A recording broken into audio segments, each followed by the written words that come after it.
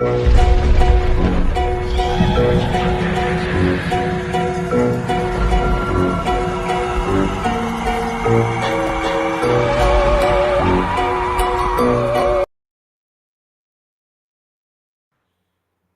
everybody. This is interview with the Paw Father. Hi, Paw Father. How are Well, you? hello. That was a quick intro. Yeah, mine's not long, but yeah, it's crazy. How are you today? I'm doing good. Kind of had a easy day today at work, and so I'm all ready for it. Oh, Let's that's do this thing. uh, guys. What did you used to do before you were the part of the PGs? Well, how far back do you want to go? A lot of Uh, years there. A lot of years. I can give you uh, some of the cool things I remember. oh, did you used to be a psychiatrist? No, I we were too poor growing up, or I'm sure my folks would have had me see a psychiatrist though. Oh, Um, I was born in 1959. So it's oh, cool because every year I'm actually one more decade than people that are a year younger than me. So oh, I'm actually 70 decades old, I believe, if the math is right. oh. Yeah, Well, what did you go to college? I did.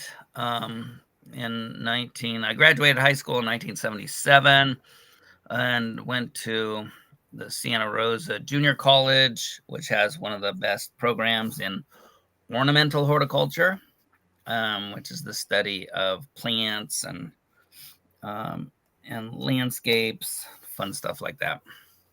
Oh, did you get a PhD? Um, I'm not fast enough tonight to kind of make a funny acronym or make a funny word for you that acronym, but no, I've got an associate's degree of science, Oh, what type of science? ornamental horticulture, Oh, uh, which is an agricultural um, category. oh, what brought you to, when did you start going on YouTube? That would have been probably dang, good question.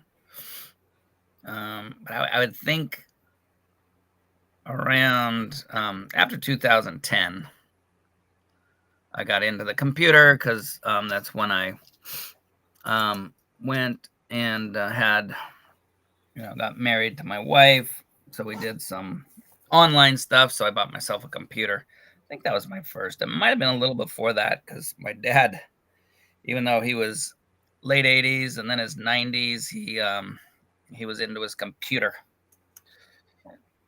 Oh, when did you got into the ministry and Ministry. the church you go to? Well, the first church I went to was well, I was raised in a Catholic church, but I didn't quite get it. I was didn't I couldn't even have told you what they believed. I didn't go to the confirmation. I was baptized and then I had my first communion, but I didn't do the um confirmation, which was kind of when they made you study about the church stuff and the catechism. But I went to a Lutheran church, a conservative Lutheran church, so they believed in the Bible, believed in Jesus as the only way to salvation, and I did some ministry at that church. Um, I was in the evangelism committee. I knew from a real start I liked doing evangelism. Oh, uh, did you become a preacher? I did not. Oh, My kids thought I was a little too much of a preacher, oh, too preachy to my kids. Got a nice little picture of my first daughter. because it was right here close, because we're kind of in the midst of moving stuff around, so all my pictures are gone. But she was born in 1981, my oldest daughter, and had a cute little picture of her and a younger me. And so then the next church, I'll finish with it. The next church I went to, I went and played trombone in the orchestra they made, and that was fun. And then started working with the youth because I wanted to help kids stay away from what so many kids are getting into, following the worldly stuff, not really having a purpose for life except for just doing what they want to do. Uh, uh, when when did you start going on coming on when did you became Kent's like fan of Kent? Uh, that that's why that would have been just recorded stuff. I would have seen his the recorded stuff. So that's was I would believe around after 2010. So you'd see his, taped ministries, nothing live, no cool formats like we have today. Oh, And that's when I got interested in that, just because I always like uh, figuring out what people believe, why they believe it, how they believe it. And so when I am able to talk to people, the first thing when I believed I had Jesus come into my heart, felt the Holy Spirit after I repented of my sinful lifestyle, which is just normal human lives that I think is pretty putrid. And then I would go out and ask the Jehovah's Witness, or go out and ask the Mormons, because people are saying, "Oh, those guys are not Christian, they're not right." And I'd go talk to them. I was probably crazy, because most people like, you talk to Jehovah's Witnesses when they come to your door. It's like, I'd even go out on the street, because they'll be out in our about 20 minutes away. There's a pretty big city, and they'd be out there on Saturday mornings with their little magazine. So I'd go out and talk to them. That was really fun, because I had a friend now that was Jehovah's Witness, and when I told him that the elder said, "Stay away from that guy, he's got a devil," I said, "No, we don't think that." It's like, well, this guy sure did, because he was an elder, and I was just asking him some Bible questions, and he wouldn't answer me. So when he got to the next corner, there was somebody else there, and I asked them, and which now I know they were probably a newer convert, because you'd have your elders out there, and then the newer convert. And he said, "Don't talk to him," because I had a question that he could not answer. So that was fun. uh, you did grow up Roman Catholic, right? I did. Yeah, that's why I gotta watch myself, because my best buddy, because I was back up a little bit, fifth grade. I was kind of bullied a bit, and then had a guy come in new at school, and it wasn't right at the beginning. It was a couple months in. Dave, great guy, and so I became his friend. I like people, and so you know through eighth grade, he never forgot that other people would tease him. I became his friend. Turned out in like sixth grade, even in fifth, but sixth grade, he was like the stud of the school, of our class, and even some of the older kids. Was really athletic, and so he'd watch over me. And so fast forward, I meet him again in our 50s. We get together for a couple times, and then he had aneurysm, whereas he just died coming home from work one day. And so it came out later that he had been molested by Oh, my boyhood priest, who everybody liked. And so that kind of put something, distaste for something that you had respect for, even after I left the Catholic Church, and became born again. I had nothing. I just figured, we just differ in doctrine, because I go back to Catholic Church with people, and in the Catholic Church, they're preaching they say the Our Father, the prayer, Mhm. the Lord's Prayer. They talk scripture, but then they just add a bunch of stuff in, and so I really respected the how God can, and that's why I believe Catholics can be saved, because not because of what they directly preach or in their catechism, but because of in the in the mass, a lot of Bible is taught, and we know by the Bible that faith comes by hearing the word of Lord of God.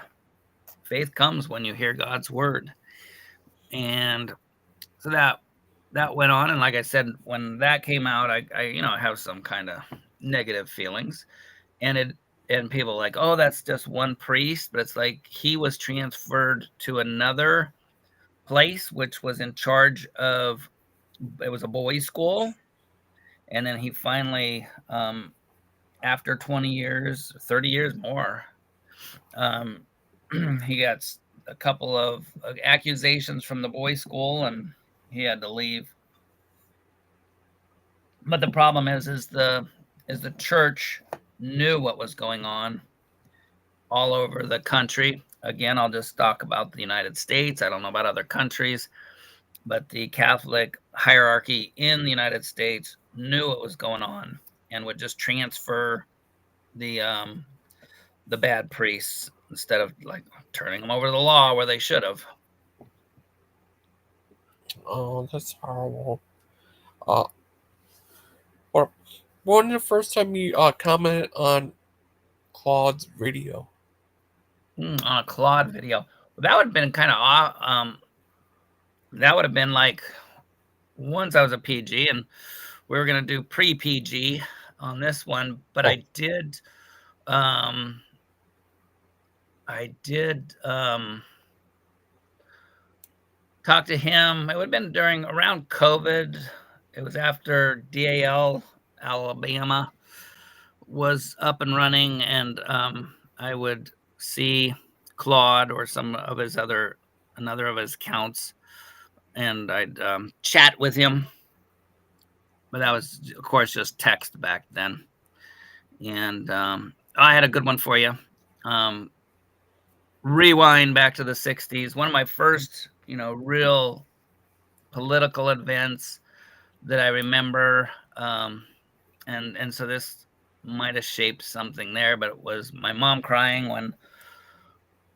when we had the TV going. It was the old black and white TV, and it showed the assassination of Kennedy, and so that was kind of impression on my life. oh, I don't know how, but it was really a vivid memory of seeing the. I don't know if it was actually the assassination or it was the funeral procession. So I don't know, but that was one. And then of course we had my earlier years was the Vietnam War, and seeing that through the eyes of a kid of the 70s. I was about, well, when it ended, when that would maybe about 13 years old, but we still had like thoughts of war, and actually I was one of the last people that signed up for the draft before they stopped it about a month later. So that was always back of the mind when you're a kid, and then the whole Cold War with the Soviet Union and nuclear stuff was we had to practice going under our desks and stuff. oh. Did you ever join the army? No, no, never did. Right out of high school, went to JC, and then Got married when I was 20. And so I thought about it because it was, another cool thing. My cousin, my first cousin, was a Navy jet fighter pilot. And again, never in any conflicts, but he flew him off of the aircraft carriers. And one time he had a buddy.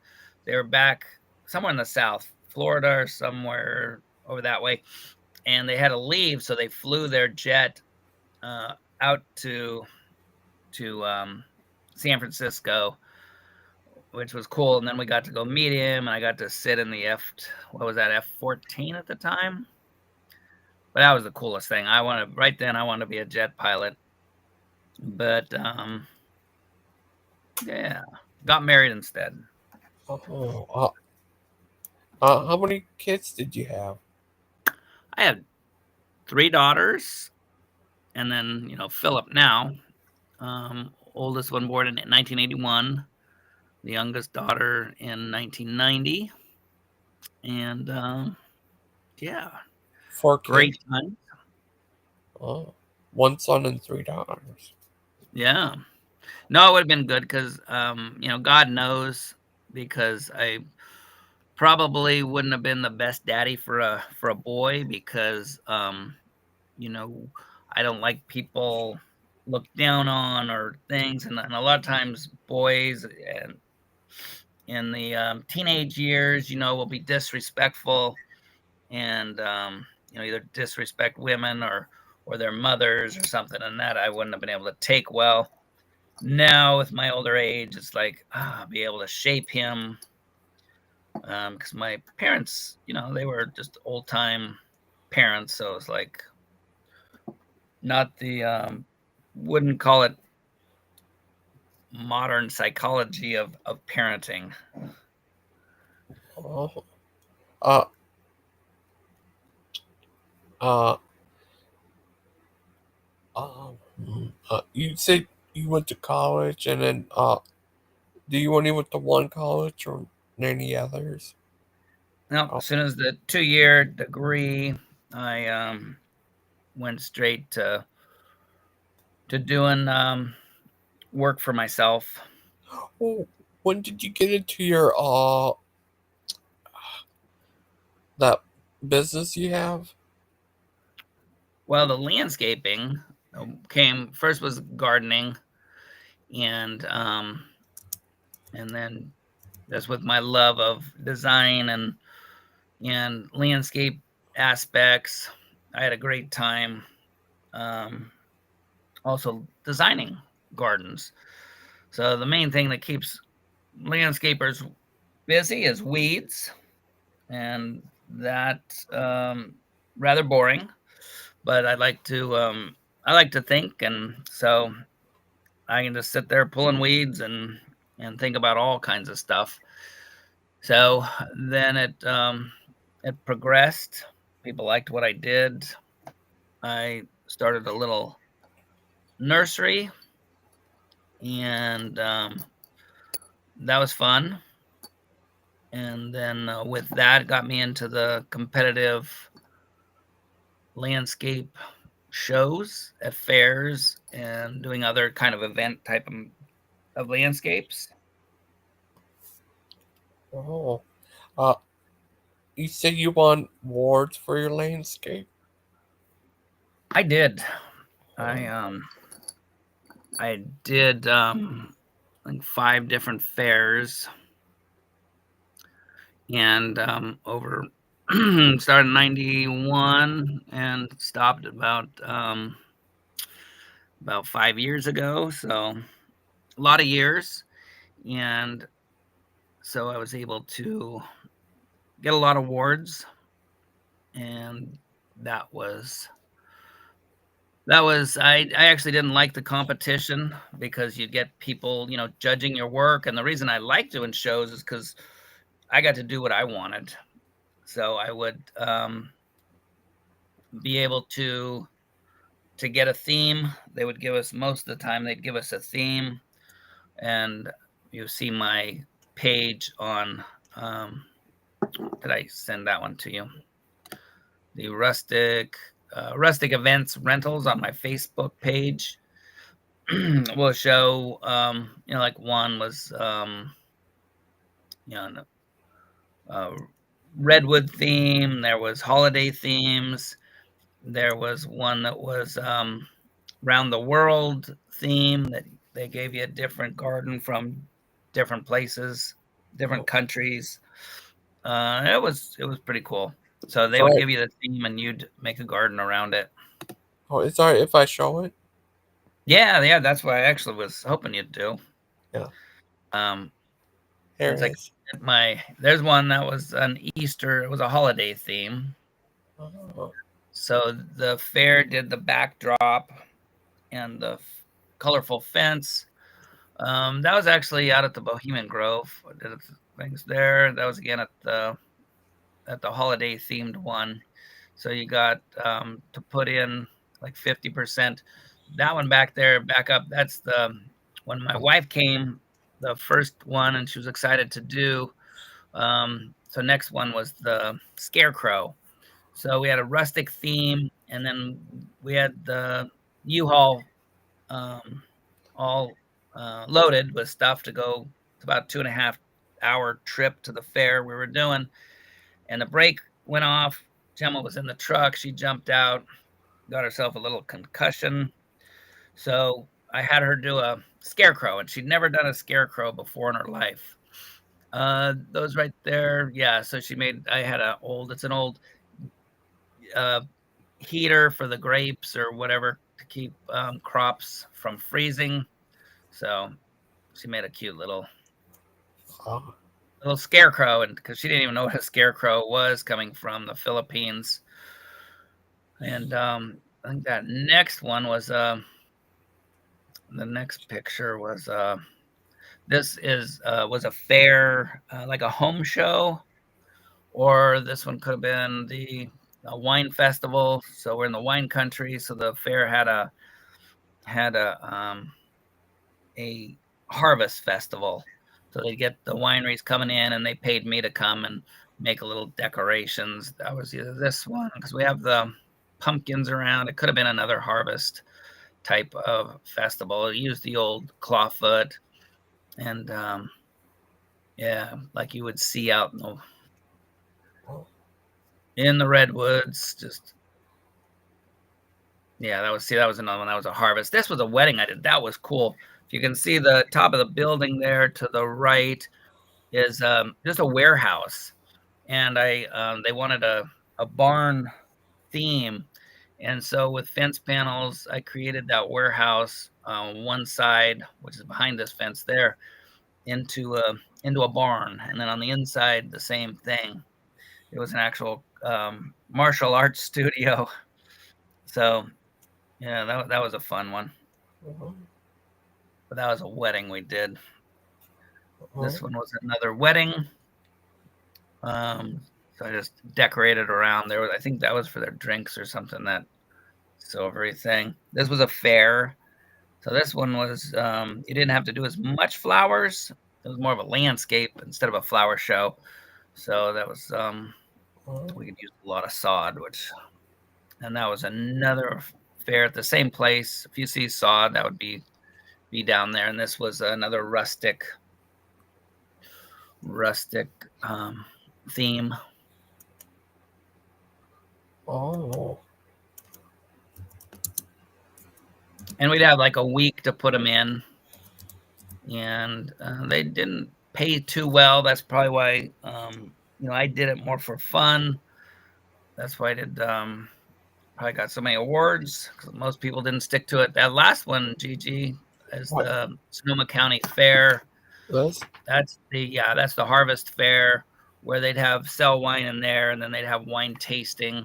So I would decorate the front of the building and then parts of it to make it more welcoming, because that building is pretty ugly.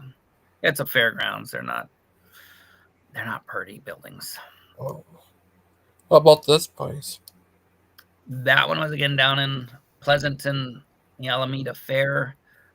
Again, just used a bathtub as a water feature. Wow. and I use stuff in my landscapes for design. My principles, and that's the same place.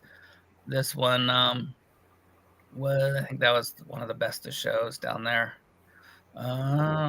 Yeah. So this one they gave us about 2,000 square feet, and but I will incorporate or have people incorporate things that remind them of of happy times in their life.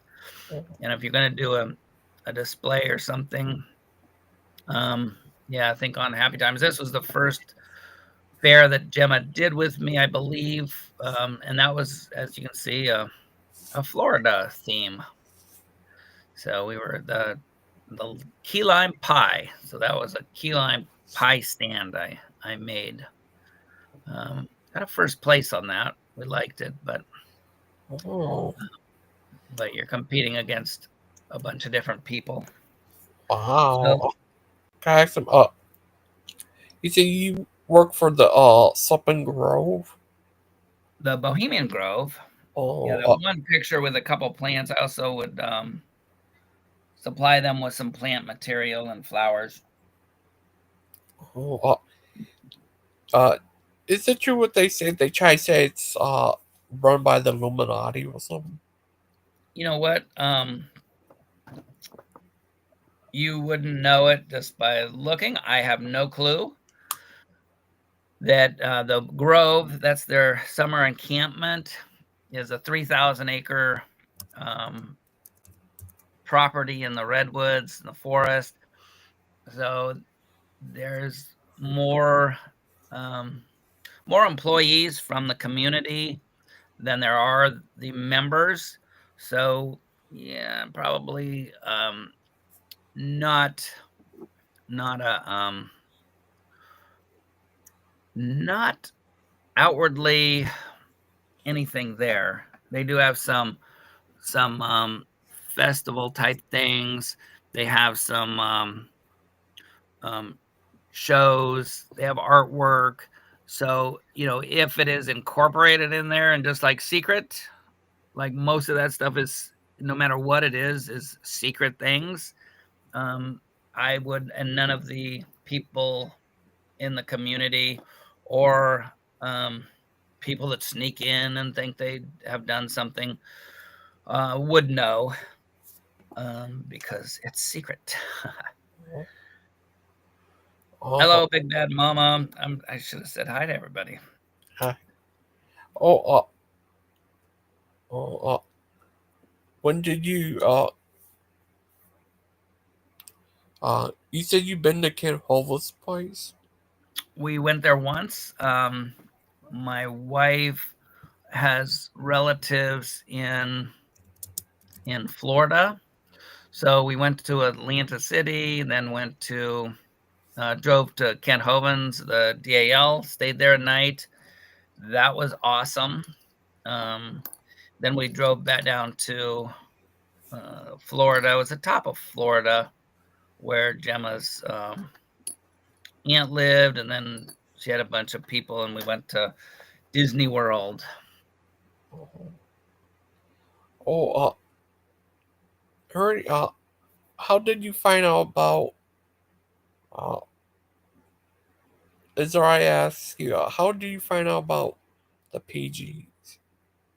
Oh, yeah, sure, because that'd be before PGs. So it was just through watching Kent, and I started watching his live stuff, and then I saw the Proverbs guy, and I didn't watch much of. I stayed more on the evolution stuff. The ones I saw with Steven were more Bible type stuff, and I didn't watch too many Bible teachers on YouTube. I went mostly with the creation, evolution, more the science stuff that I not familiar with. And so probably just that time or two that I watched him, it would have been, he was not talking the creation evolution thing. But then after, and then being in the comments The main one, I'm pretty sure that's where I met Big Bad Mama, back, a few years back, and I know Claude because he was funny as he is today. And instead of answering my questions, because even with that, and the whole time, and that was kind of why people thought I was totally behind Kent Hovind on everything he did, because I was really like his creation evolution stuff. So I would pretty well stick to that, and people would, I wouldn't comment on his Baptist stuff or his preaching stuff, and so people just assumed I liked him. Was a Kent Hovind follower. I was again, I liked his creation stuff, and I liked his preaching the gospel.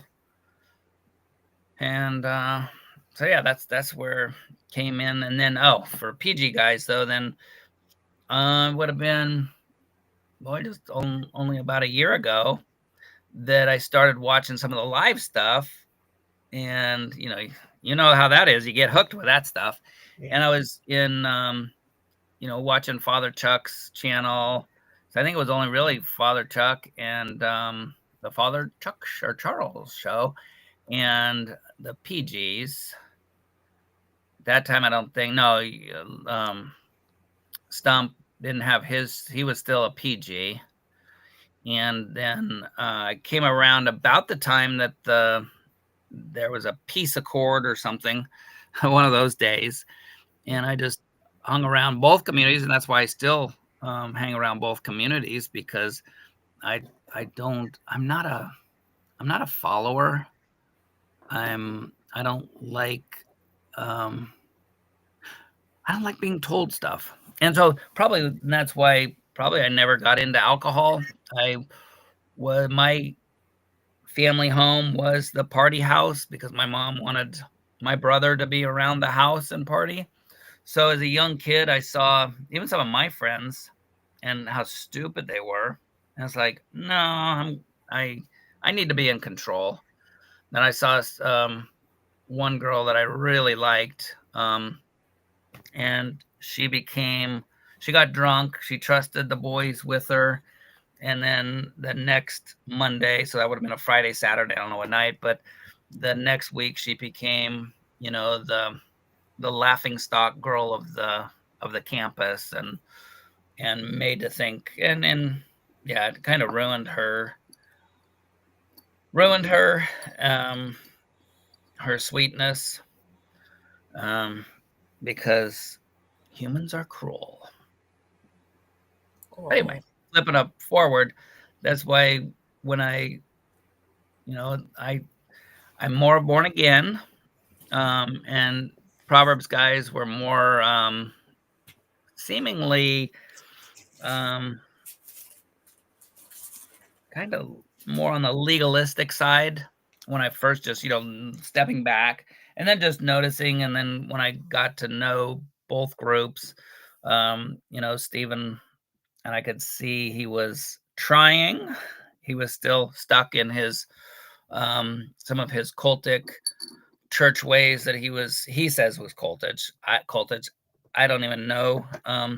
That's one group that I hadn't dealt with before, much at all. So, and that's where it came in to me and the Proverbs guys. So, yeah, that's when you rise to become the great President Dan, the Paw Father. Well, so that's after Proverbs guys. So I guess you're the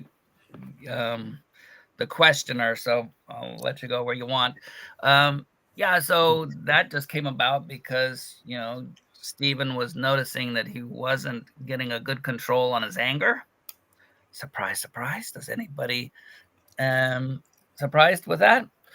And then so he's like, Dan, I want to get a pastor to come and lead our group. I was like, we only had like 10 people. And the vote at the time was like, no, we don't. We don't need a pastor. And then we had he asked me, if I want to just kind of be a spiritual leader, just keep things kind of grounded, kind of keeping the, trying to get rid of the drama. And after that, that's kind of where we went. Oh, would you like to take comments from questions from the comments? Anytime you want.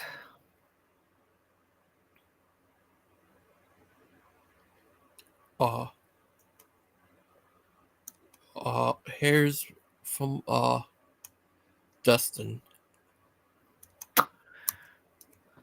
So have you loosened up your restrictions on speech and PGs? No, still no cussing. And now I'm so glad I heard you today, Dustin, or yes, whatever, one of these days where, it was and still I'm trying of, not just cussing, but also trying to get the drama out. I'm trying to leave out the drama, leaving out, names of other people. So, and that was kind of it was not democratic, but everybody's like, yeah, let's just stick to Christ and Him crucified. And if somebody says something, unless they're like in one of our chats, let's not address what somebody did on Gigi's show or Chuck's show or anybody else's show. Let's try and just stick to preaching Christ and Him crucified. And that's what we're doing, and that's what we want to keep doing. And I think because we can get into it sometimes, but we'd rather on Proverbs, guys, just keep it as a ministry thing. We do have Pastor Jay now that's come all around. Well, I mean, he's been there probably like 4 or 5 months, and it's just for us kind of where we want to be. So no ability to speak at Proverbs, guys. Copy that. Yeah, if we have Missing Mod show and GG show, and if you want to say George said this and how bad he is, it's like, no, let's you've got other shows. That's why it's a cool community. And not that we're perfect, because it's gossip is so much fun. And that's why I think God says not to do it, because it can be hurtful for people. And so that's why we're staying away from that. Hello, Claude. Are you sweet talking me with French? What does he think, Jerry's here? Hello, Claude. Okay. Oh, sorry. On Proverb Guys. Wait a minute. Oh, Proverbs Guys must be too embarrassed to have folks on. No, Claude, it was actually a pre Proverbs Guys show I was doing and I am doing. And of course, Gigi had to go to the Proverbs Guys, because that's a big part of what you guys know me for. But first, if you guys have any questions on me before Proverbs Guys, and then if you want, what time is it? So it's only going to be 6:08, 5:30. Yeah, so we got another 20 minutes, and Gigi got bored of my pre-Proverbs Guys life. So if you guys have anything on questions of pre, and then the last until 6:30, we can say have anything. How about that, Gigi? Yeah. Oh, you must be the best leader of PG's history. Has there been more than me? I'm not sure. I've been hearing there was others. They were two-timing me before I even was around, or Oh, three-timing me. I don't know. would you ever have a vice president? We do. Oh, I don't let him do anything. It's just like it's based on the American vice president. I mean, our vice president is over, I don't know, giving toast to people that don't matter. So, actually, Steven, who is our vice president? uh, Okay, uh, so Claude. Oh, here's a question. Where did you what? Where did you hang out? What? pre, before the proper guys. Where did I hang out? Claude, you just got here. You missed my whole life story. Um, Little town in Northern California. Oh, the You best. are right, Claude. You are so right with that. Um, and that's where Claude's getting fun. I like it when he's funny. So why did Ryan leave? That's a question for Ryan. Oh, Achilles the VP. Oh, then what is uh Stephen? Ah, see, I keep Achilles in Greece,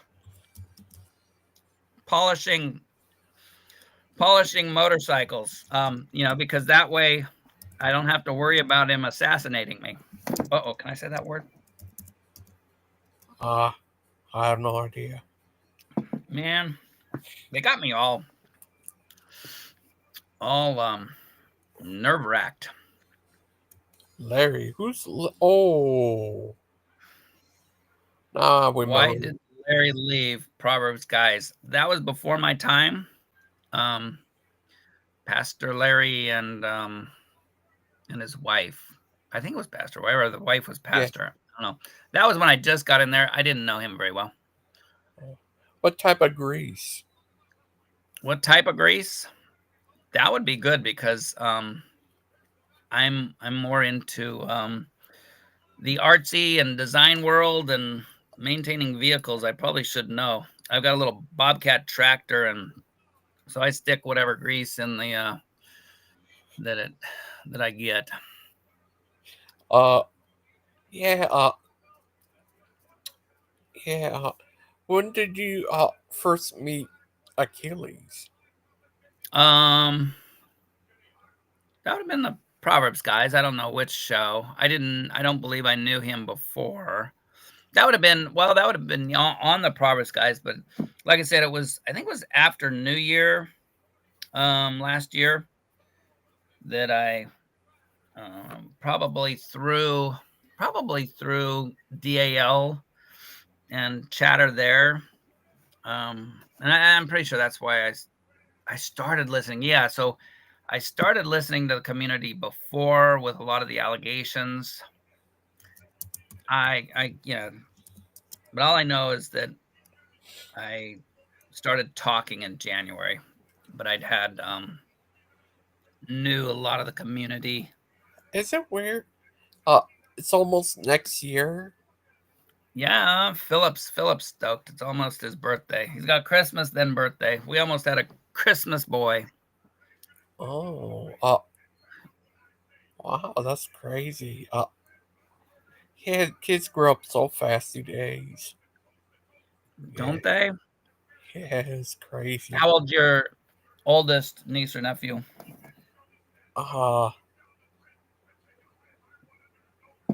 uh, I'm not sure. Oh, then is it true you're going to live at Dallas Orphanage? Oh gosh, Claude, that is great. I um it's a hope that I get someplace that I can use my design talents for, like a park or something like that. Has anybody seen our vice president? I have not. But like I said, I keep him over in Greece because I don't want any coup. Uh, All I got to do is watch other shows, and I get to hear Claude cooing at the girls, and that's all I need. oh, Much actually. oh, oh. Uh, if uh, if you could, would your business? Would you like to take your business mainstream, like become a big business? No, no, I went that route, and that takes somebody that is really geared to business, and where I like to do the work. It gets to a point when you have too many people, you have you have to just manage people. It's like a babysitter. So business management is just babysitting, and that's not my. I'd get up. I think there are 5 or 10 guys at the most, and then that was just too crazy. Uh, And I was thinking, to help the DAL with the landscaping, that could have been some really cool stuff out there. But at the time, it was a person that was in charge of the landscape that was just doing it, not just doing it. She was getting therapy out of doing it, and it's like, okay, no, there's that. That's not a way to run a truly awesome landscape.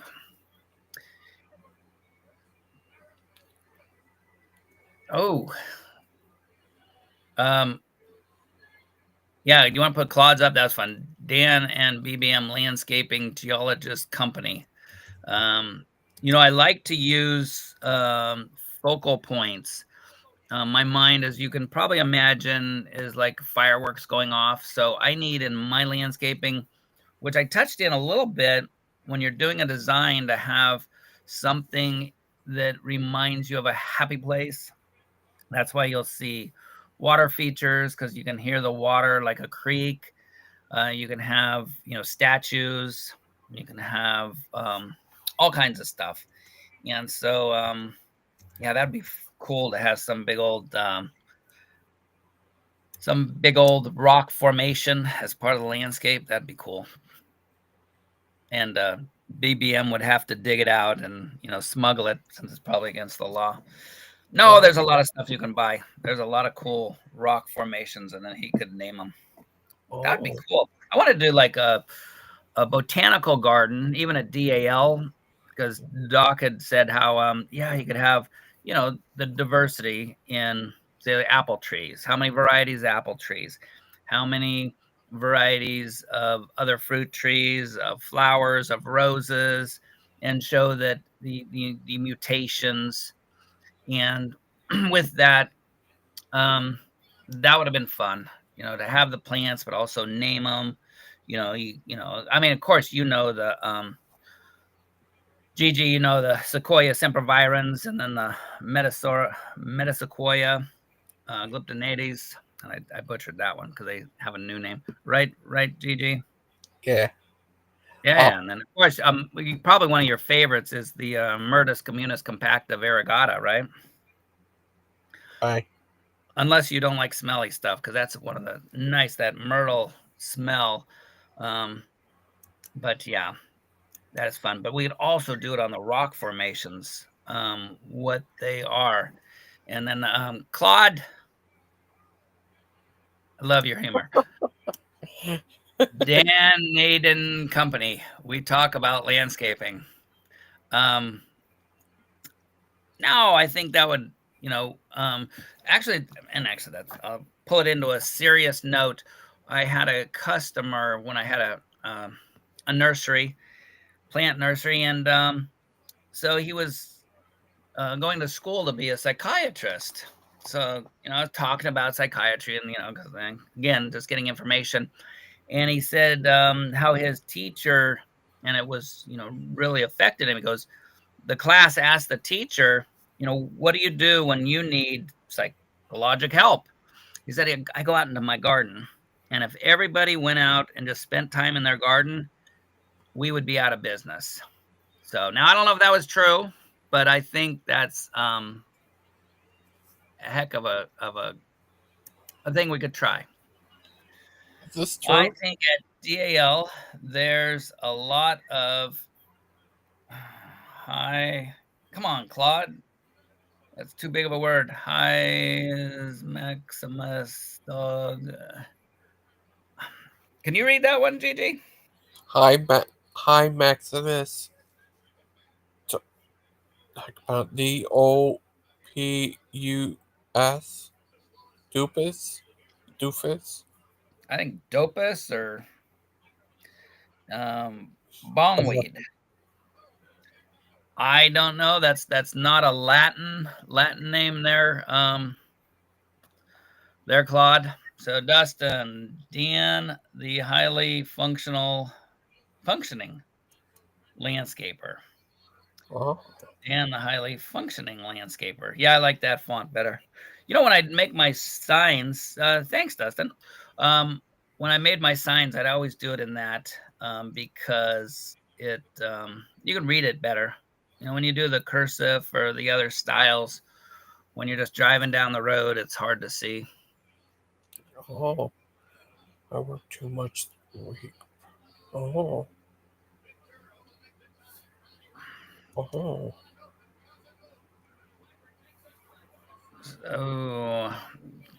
Oh, you better read that one. This one's for you.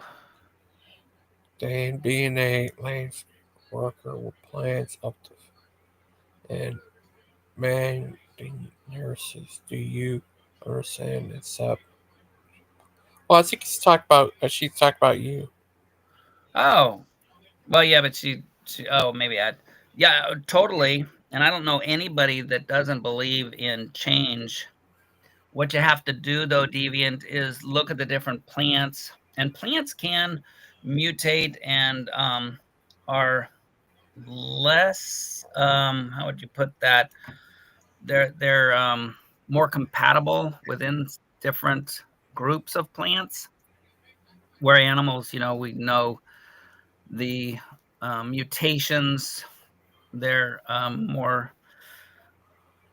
more specific, it seems, and harder to cross over. And that's why when I really and ask the question genuinely, give me the mutations, because Darwinistic evolution or neo-Darwinistic evolution, whatever you want to name it now, is dependent on mutations that would be beneficial to the the next host or something. They have to be beneficial to get a change going from a single cell, simple life form to the complexity we see today. And right at this point, there's only about 5 or 10 mutations that have come out. And one of them, a good one, I like my milk. So lactose tolerance, that was a mutation within humans. So, and again, that wouldn't help out, a family tree back to pond scum. The other one they found was, the bacteria ones, of course, those are kind of cool, but bacteria, they're kind of fluent, it seems like, in their change. And then, but HIV and sickle cell anemia are 2 on the list. And if you have to go with HIV as one of your foundational positive mutations, you don't have mutations. I mean, that would have been like my 10,734th if I'm talking about positive mutations, because they do say you're less likely to get other diseases if you have HIV. Dan, when will you learn that real scientists know so much more than Kent Hovind about science and evolution? Guaranteed they know more about evolution because that's their fantasy thing. So again, Claude, the foundation of evolution is positive mutations. It's not looking back, it's like, oh, we got wow, the monkey looks like the man. The ape looks like the monkey, and we're related to apes. No, no, no, no, no. That's not. That doesn't do it. If you have 10 billion mutations, proving that mutations could do something, then yes, then you throw cream. You throw a little um, decorations on the cake. Yeah, look at how we look like everything else, and look like this, and oh wow, we're 98% like chimpanzees, but then you really find out that that was a lie. Um, or they just didn't really know it. What science used to say, chimpanzees and humans are 98% the same. So that was either a lie or they had to change it because they didn't have the real truth. So what you're telling me is that I could not have trusted scientists, real scientists, back when they said that. The best one was our good buddy Richard Dawkins, who I gotta find that video, but he has it saying that before the genome project was finished, and they were saying, "Oh yeah, there's all this junk." Um, most and back up, I know 98% of coding genome of the DNA is the same. So I don't want to, I do know that they said that most of it was just junk, but the coding things, the actually working parts of the DNA we were 98% the same in as chimpanzees, which turned out to be wrong. And so scientists were wrong. Scientists did not have truth. If you believed them back then, ha ha ha, you were a joke, just like they were, because we can't trust men, and science is just knowledge. So then Richard Dawkins, though, was like, wow, we have all this junk in the DNA. That proves evolution. That proves all this junk was just throw offs from the family tree, the ancestors back in the day, the lower life forms that we didn't need anymore. Well, the Genome Project came out and goes, oh, hey guys, there is coding parts. There's parts of the DNA that actually will make the fingers, make the, whatever systems inside of us. But then, there has to be instructions. There has to be working DNA that gets shut off when you're inside the mom's womb. There's the what I say the your any stage in life, the terrible twos. There was DNA going on there that had to be shut off. So no, all that stuff was not junk. So then Richard Dawkins was like, see, and these were two different videos, one before the genome project, one after, and the one after was like, see, it shows that we have so much DNA working in there that shows evolution. And so, come on, guys. Richard Dawkins, who said Darwin for the first time made it intellectually fulfilling to be an atheist. That guy can't be trusted with his science. Anyway, any more questions? That was a good one. Pike, show respect or get timed out. Pike, you get in here. I'll smack you right now or then. Anyway, Claude is the only one that has questions.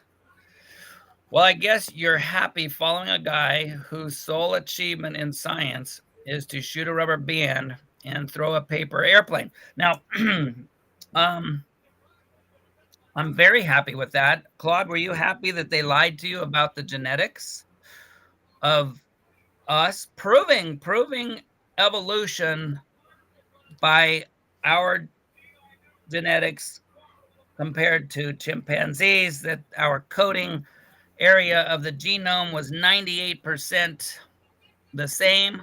Claude, are you proud of those scientists who lied to your face to keep you away from Jesus Christ? That's my question. Anyway, Deviant Outcast. Hey, Billy. Oh, Billy. Who's Billy? Truck driver Billy's in there. In the Oh my comments. gosh, I haven't heard him forever. How are you doing? I didn't see him. Uh, oh, would you ever become a rocket scientist? If I only had a brain, a heart. I got a heart. That reminds me, and I was thinking back, thinking of this when I was just a mere little punk kid. That when my grandfather, my I had actually three grandfathers through my grandmother.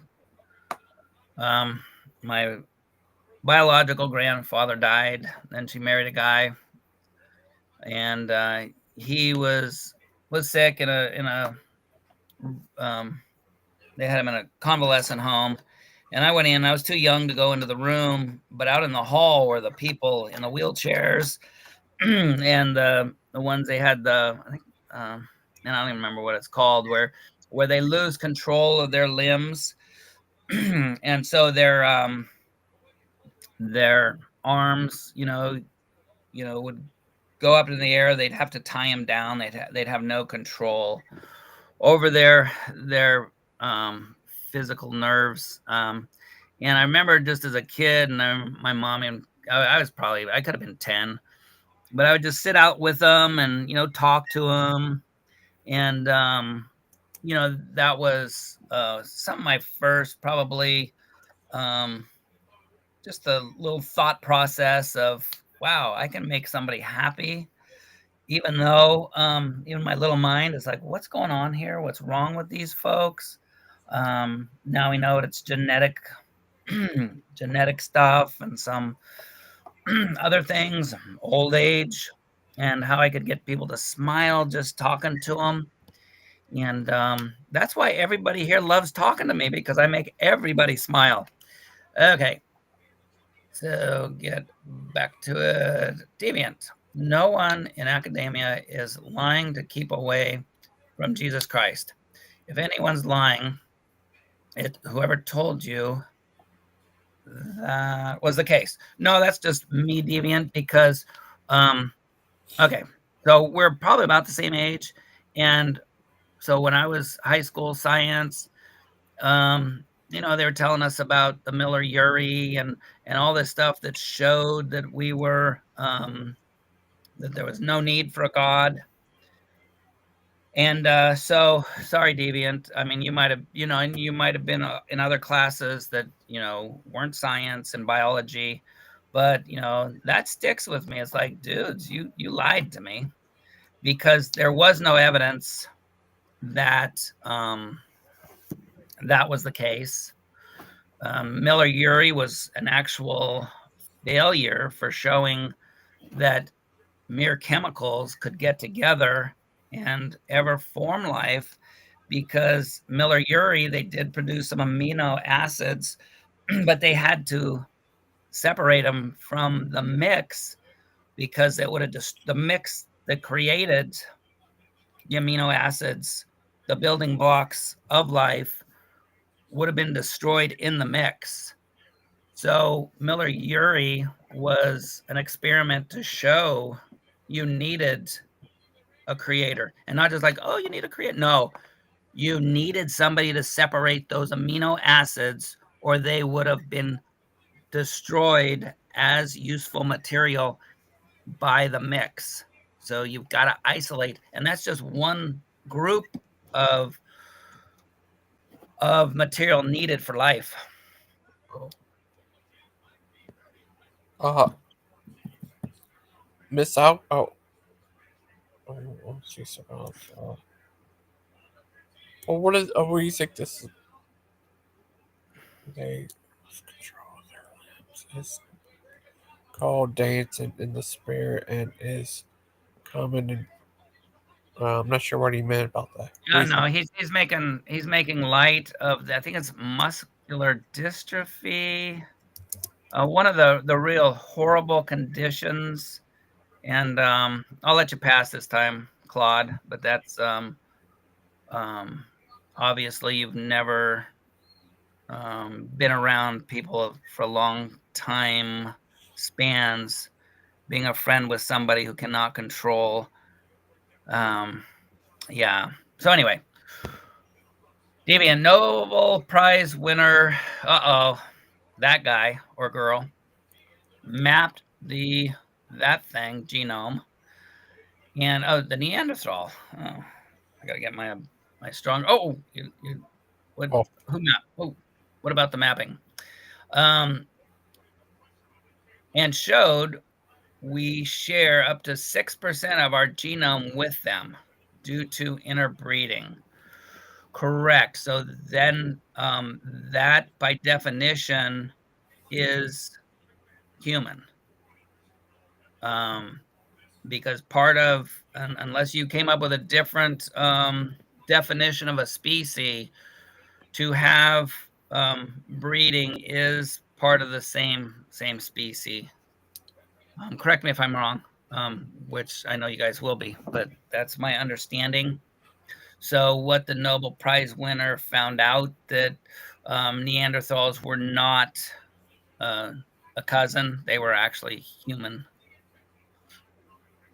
oh, Yeah. yeah. Oh, friends, it's from his director.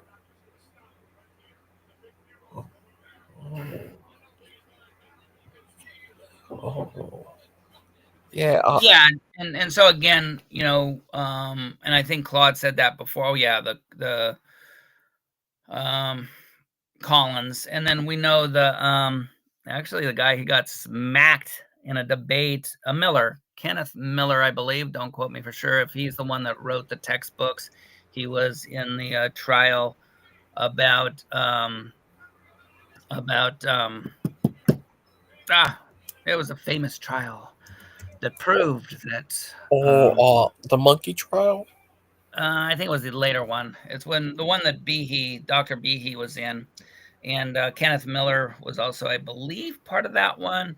And it was the mousetrap thing. And if he wasn't part of it, but he's the one that butchered and really showed how ignorant he was. But Miller is a Catholic, and Yeah. so a Christian, and so he's not good at anything. Pretty well Catholic who denies God, Christian, of course, denying God, or a scientist who actually used a mousetrap as a tie clip to try to prove Dr. Behe's incredible uh, statement of irreducible complexity wrong. Because that was just totally fun. Well, thank you, Mr. Proverbs guys. Whoever he is. Deviant. Dan, yes, they are on the genus Homo, just like we. Now died out. Can you make that bigger? Out 30,000. Something. Oh, died out. I can't read the first thing. But Bees. Yeah. BC. E. So, how did Homo sapiens and Homo neanderthal interact if God created us 6,000 years ago? I do not like your font. That looked like a G, but you probably like that. The 6 looked like a G to me. Because Deviant, that isn't it true that if part of something that shows you're not the same type of animal, same class of animal. It wouldn't be species because species can cross. But that they are real close. They're you can call them what you want, but having 6% and humans having babies with Neanderthal and vice versa, that's the same. That's the same. That's not good for evolution. Oh. Uh. Now again, she said about 30,000 years ago, and that's where we can agree to disagree because with a worldwide flood, which you guys can say you don't see it, there's evidence for every part of the world being underwater at one time. And so you can take that as, many different floods before mountains popped up. There's plenty of water because we would have known before the flood you wouldn't have had all the mountains. That was after, with the according to Christianity, according to the Bible, that would have mountains would have rose up after. And so you so the water and company, if it did cover the world in one time, would have messed up all kinds of dating stuff. So with the water rushing in, the pressures, all of that. If you do go with deep time, you still have a problem with mutation. That we need trillions upon trillions upon trillions of mutations, positive mutations, to the organism that got them, because that was a debate for a while. That's gone away, and that's why, again, science, it dodges around as much as a kid on a dodgeball court, because at one time they're saying, oh no, all mutations are positive, negative, well, whatever they were saying, that it doesn't need positive mutations. Yes, if you're going from pond scum to the next thing higher on the tree, that's a positive mutation for the more complex organization. Well, Dan, Yeah. can Brother Pike join the panel? Oh, sure. We were going to open it up to anybody. Okay. First, let's keep it on pre Okay. PGs, and then yeah, I'm like 10 minutes over already. Oh, So sorry. if it stays nice and friendly, I'll stick around. If it goes into ad hominems and the drama stuff, we'll catch you another day. Deviant, you want to come in? Anybody can come in. Go ahead. We belong to the same family. Yes, we interbred with them. If God created two different species at the same time, why isn't that in the Bible? So Deviant. So it's just like dogs and wolves. You know, they can interbreed. Different cats, tigers, lions. They can interbreed, even though we call them different species. Well, they're categorized as different species. They're still cats. They're so whether you believe in deep time or the creation, mutations happen, and there are closer mutations and mutations that put things farther away. So, just like a cat, you can call one a, whatever. I'm not into my Latin animal names, but yeah, if you have the tiger and you have the lion, yeah, two different species, but they would have, even whether deep time and evolutionary or creation, um, short, deep, whatever time you want, those would have been gone back to the same animal type. Mr. Christian Pike, what are you up to? Hey, nothing much. Just got home from a little like Christmas church service thing. Oh, nice. Yeah, I missed Philip's drum thing today. Gigi, you gotta give me kudos for that. I forgot. Oh, I didn't actually forget. Gemma doesn't tell me until the day usually, because I forget anyway. He started his little drum lesson. He's doing really good. So last week I went with him. That was fun. Then we got ice cream after. But Gigi, just for you, I stayed with you instead. Thank Uh-oh. you. So, what are you guys discussing? It was Dan Pozzi before Proverbs guys. Interesting. So, of course, Logan had to get it into Proverbs guys territory, which is fine. Deviant, it's like a house cat and a lion. No. They can't breed. I mean, maybe they could if you messed with them, but they're both cats. They share ancestry, and but they are different species, right? Like a tiger and a lion are different species, aren't they? Help me out here. And yeah, so the who are we talking about? Nathaniels. I was talking about my friend. Anyway, Neanderthals and humans where they could breed. That's a close relative, whether you're talking deep time, chance, evolution, or creation. Both systems have mutations. Right, Christian? What was the question? I'm sorry. Did I have a question? Oh, it was just the Deviant was saying how Neanderthals showed more towards evolution because they're a different species, but part of their humans and Neanderthals, modern day humans and Neanderthals interbred. So I was saying that's more like the lions and tigers. They're different species, but they're pretty close cats.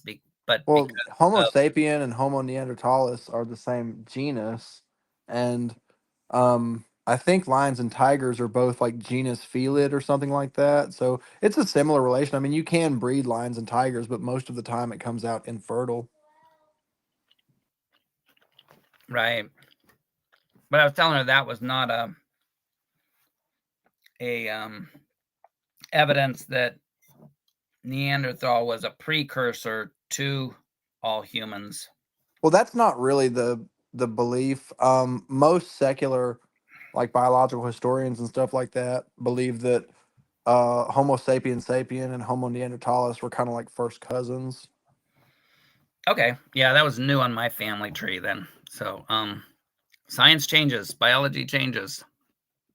So that's where I was earlier. I was saying how where whether it was Miller-Urey or the other stuff in science that I was taught in the 70s. Now scientists will say, "Oh, no, no, no, that's what we did think, but we've got new information."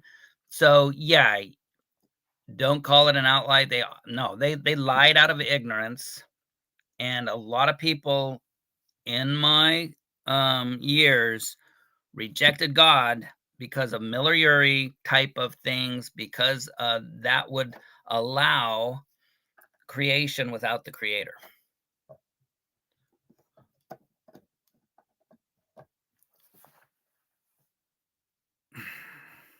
Oh, she wasn't asking about that.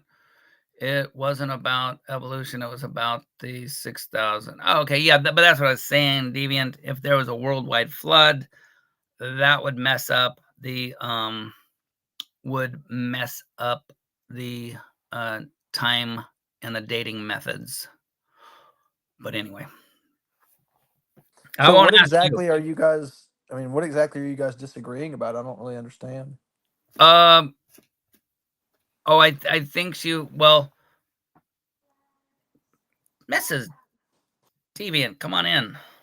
Because I have a hard enough. It's that like that phone game where you say something and then you repeat it and it comes out different at the end totally. So they were just asking me questions. Thanks, Gigi. We're gonna keep it to pre-Proverbs guy. Okay. Although my belief in God and 7-day creation or 6-day creation with a rest day. Well, I do think Yes. that's one of the places where YEC people wind up sort of debating themselves rather than debating the opponents, because there's a couple of different things that people mean when they use the same terms. And like I pointed this out to people in the past, when YEC proponents use the term evolution, they're referring to like biogenesis. Whereas when academic people use that word, they're just referring to the evolutionary process. So for someone to highlight like the evolutionary process in action is not the same thing as conceding biogenesis. See, that's where I'm a smarter YEC guy. I never say the creation or the start of life is evolution. I just say it has to have been done before you get biological evolution. Well, that's what I'm saying is you can have like supernatural creation, and then just have the evolutionary process begin once life starts to reproduce. And really, in effect, in practice, it works about the same either way. No, and that's where I give more grace to somebody who is a deep time believer, in that you still have to um, figure out the whole sin aspect. And I've heard the people, well, death, Adam and Eve bringing in death, that was just human death. It wasn't really, um, the animal life death. That to me kind of is like, part of sin. Then you'd have to say that, in the next life, or whatever, that God created death. I don't know much Mm. about the deep time creationists, to be honest. That's one group of people I've never had all that much interaction with to really like fully understand what they say. Yeah, it's kind of interesting because you got the guys like at Discovery Institute, Dr. Myers, I think Behe is one of them, that there was special creation events during the time. So like the what do you think, during the Cambrian, um, that was a special creation event because everything came so quick. You're That's saying they think that the Cambrian explosion is like evidence for supernatural creation? right. That's what the one, and that's Dr. Myers, who um, who said that, how all the body parts come within what, 30 million years, or a short evolutionary time frame, but Well, he's it still always depends on like what you're talking about, because like right. there are actually examples of pretty quick modifications anatomically within a few hundred to a few thousand years when the circumstances pressed, or when there was a human artificial selection involved. So, I think a lot of those things are based upon assumption when you go back to history, because we know that under the right circumstances, anatomical change can happen rapidly. Correct. Yeah, and that's where I, will be on the, young Earth creationist camp, but that to me, somebody doesn't have to believe exactly like that with me, with, to be a child of God, just that's kind of there, but not really a, you know, um, that big of a one on the foundation of Christ and Him crucified. But big bad mama, and I'm not going to sing to you. Hey, BBM. Hooray. Guys, can you hear me? Y'all, sir. Cool. Cool. Good. We're a non-pictorial group today, except for Gigi. Good, you did it. My camera's not working. I wanted to. Hey, you got some eyebrows too, there, buddy. You got some eyebrows too. Man, I was gonna show it. Yeah, come back on, because I wanted to show him eyebrows, and my camera's not working. So we'll use yours. I don't know. They ain't that bad. Uh, they're not much less than mine. BBM, did you come here to school all of us? Tell the truth. I you you know, yes. About deep time. Um Dan, can I talk to you about it a little bit? Of course. So, Hawaii, right? Of course, the Hawaiian Yeah, Islands. he's a good guy. Yeah. What? Yes. No, I was joking. Okay. You said I. Yeah. Okay. So the Hawaiian Islands are part of a chain called the Hawaiian Emperor Seamount Chain, and it's about 3,900 miles long. Most of it's underwater. The only active, it's a mantle hotspot. So it's basically a fixed mantle plume, builds a volcano, and then when it's cut off from its source by the movement of the Pacific Plate, it becomes increasingly inactive and eventually erodes below sea level over millions of years. So we have this whole chain of islands and then seamounts underwater that go all the way up toward the Aleutian Islands, and then they're subducted there. But there's several lines of evidence that show that that's an old process, that we have, if we take a date from one of the oldest seamounts up near the Aleutian Islands of about 80 million years, and then we have the active volcanoes on the island of Hawaii.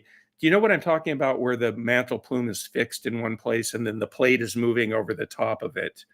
And so it's forming a volcano, and then as the plate's moving, it's moving that island away from the fixed hotspot.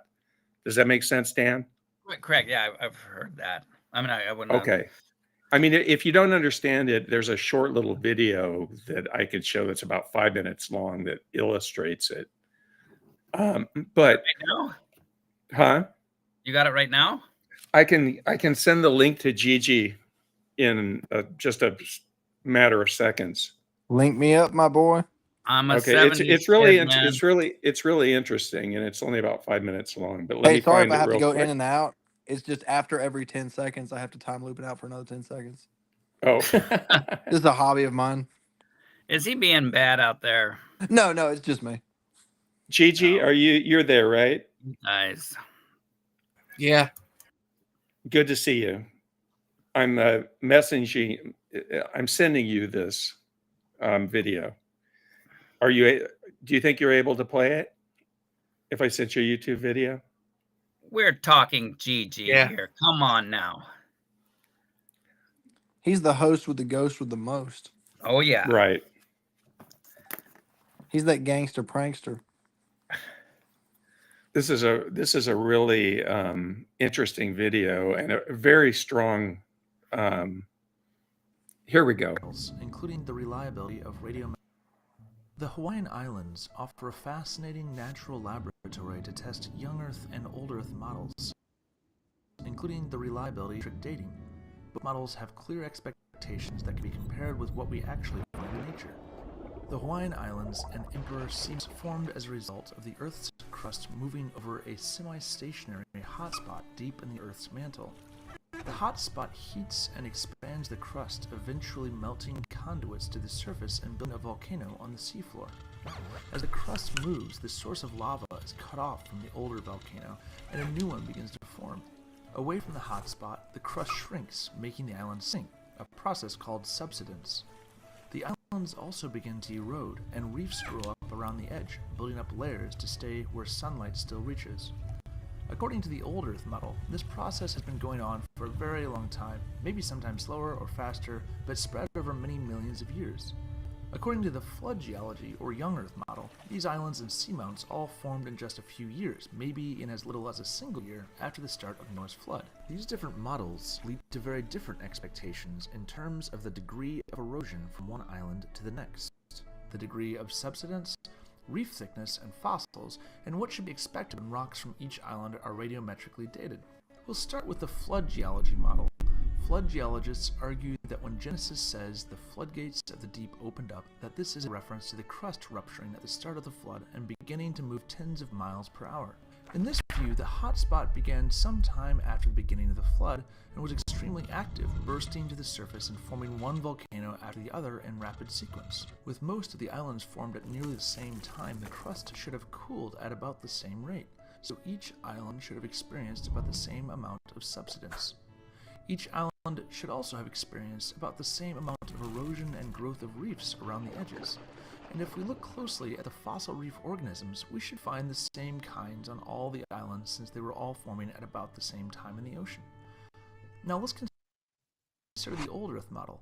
Radiometrics from many of these islands and seamounts indicate steadily increasing ages up to about 80 million years. Islands formed over millions of years lead to very different expectations. Slow movement of the crust over millions of years should result in large differences in the degree of erosion, the amount of subsidence, reef thickness, and reef fossils. So what do we find? We'll start by looking at a series of islands along the Hawaiian island chain. At the big island of Hawaii, we see what an actively growing volcanic island looks like, followed by more and more eroded islands. Considering subsidence, the Hawaiian Islands are still mostly above water, but as we continue up through the Emperor Seamounts, they dip below the surface. The The ocean crust sits lower and lower until near the end, where the tops of the former islands are under nearly a mile of water. Reef thickness also increases with age and subsidence as reefs add layers to keep within the photic zone. At Midway Island, researchers drilled through 1,000 feet of reef limestone before reaching volcanic rock. In addition to measuring thickness, fossil reef species were identified in core samples. The species change with depth, with many of those at the bottom found nowhere on Earth alive today. In each case, the evidence fits old Earth expectations. But it gets even better. Young Earth advocates insist that there is no way to tell whether radiometric dating really works. But this is not true. We can conduct a simple test using the islands again. Many of the islands and seamounts shown have been radiometrically dated. The ages grow older from 0 near the Big Island of Hawaii to a maximum of 80 million years for the oldest seamount. If we measure the distance along the chain and divide by the oldest age, we'll calculate an average speed of the crust over the hotspot. 3,700 miles is roughly 235 million inches. Dividing this many inches by 80 million years gives an average speed of about 2.9 inches per year.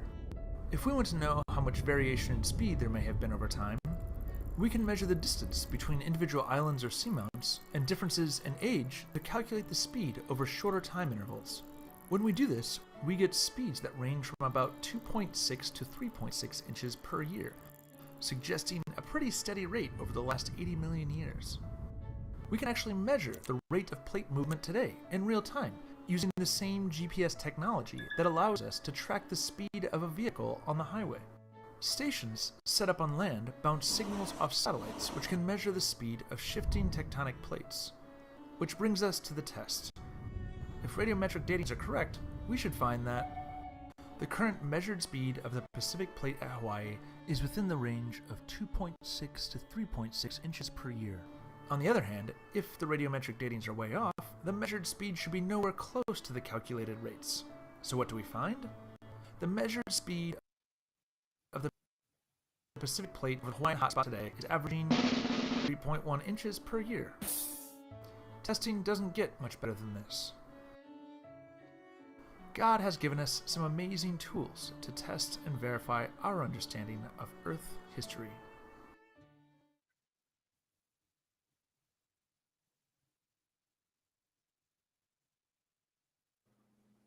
Thanks, Ghost, for playing that. So Thanks, BBM. That was interesting. Yeah, basically, they took the oldest sample, 80 million years. They divided 3,700 miles, which is the distance between the island of Hawaii and the oldest, where the oldest sample was collected. And that was 3,700 miles, divided that by 80 million miles to get 2.9 inches per year. Now, using the GPS technology, they get 3.1 inches per year. So those match each other very closely. So it's very strong evidence. And they also mentioned that reef thickness increases as you get away from the hotspot, and that the islands subside more until they're about a mile deep. So, you know, from the creationist perspective, very difficult to explain the Hawaiian Islands, and I have yet to hear a valid explanation for it. And that was an old Earth creationist site, by the way, I believe.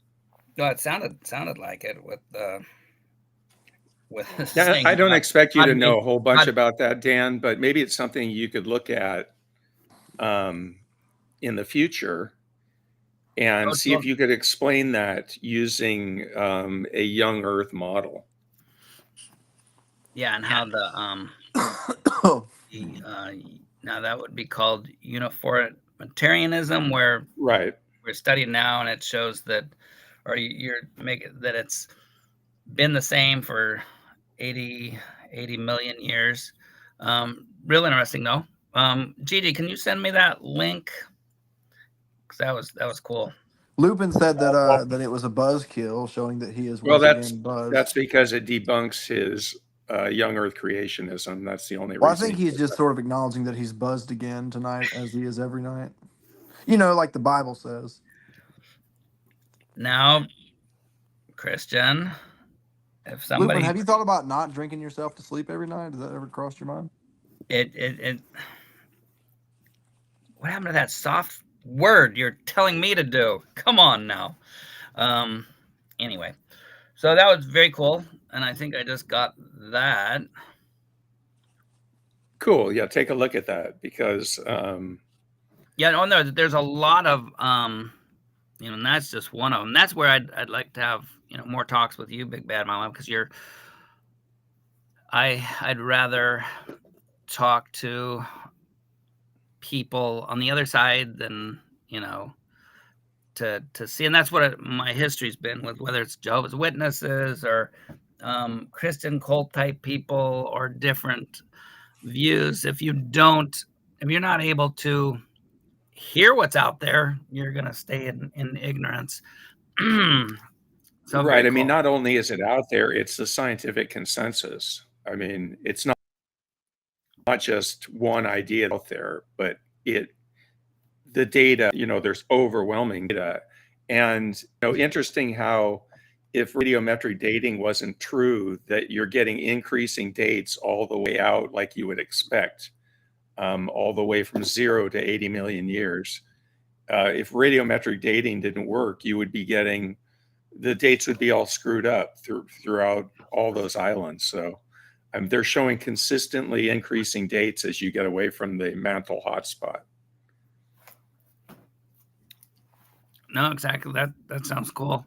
To look into. Are you a young Earth creationist, Dan? I think you're a young Earth creationist, I right? am, yeah. Yeah. Okay. But again, like I said, that's not.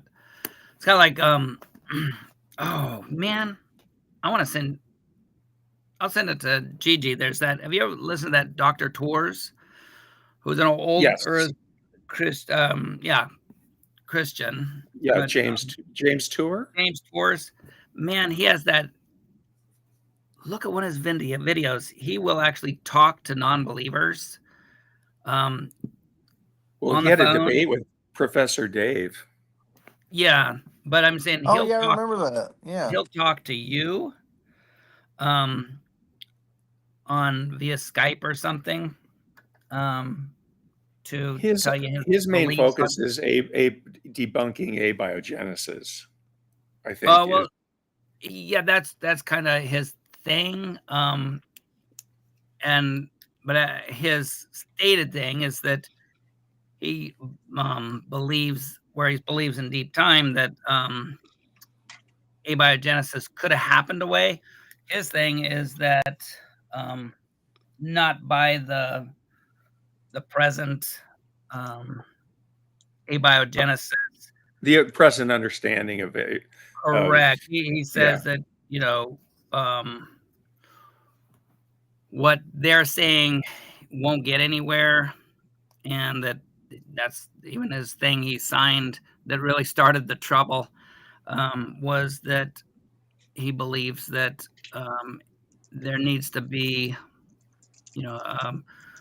some kind of brainstorming on it, that this one will not work. So that's the interesting part for me, and that's why I said I'll listen to Deep Time. Christian, what are you? You say you're not Deep Time. Are you like? I'm mostly Caucasian, though I have wondered if there's some Asian in there. What was the No, question? you're awful dark. You're awful dark. Christian, did you follow the logic of that video? I did. It was very interesting. I actually used to live on the Big Island. Oh, cool. It's beautiful there. It is really amazing. You were on Luzon? What? You were on Luzon? The Big Island's just called Hawaii. Oh, the Big Island. That's a little island. I'm talking the Philippines. Oh, no, I haven't been to the Philippines. There's a new island that's being formed to the east of the Big Island now. It's underwater still, but it'll be the newest Hawaiian island because the plate is moving across. The plate's moving, and so pretty soon Hawaii, the Big Island, will be cut off from the plume, and a new island will form.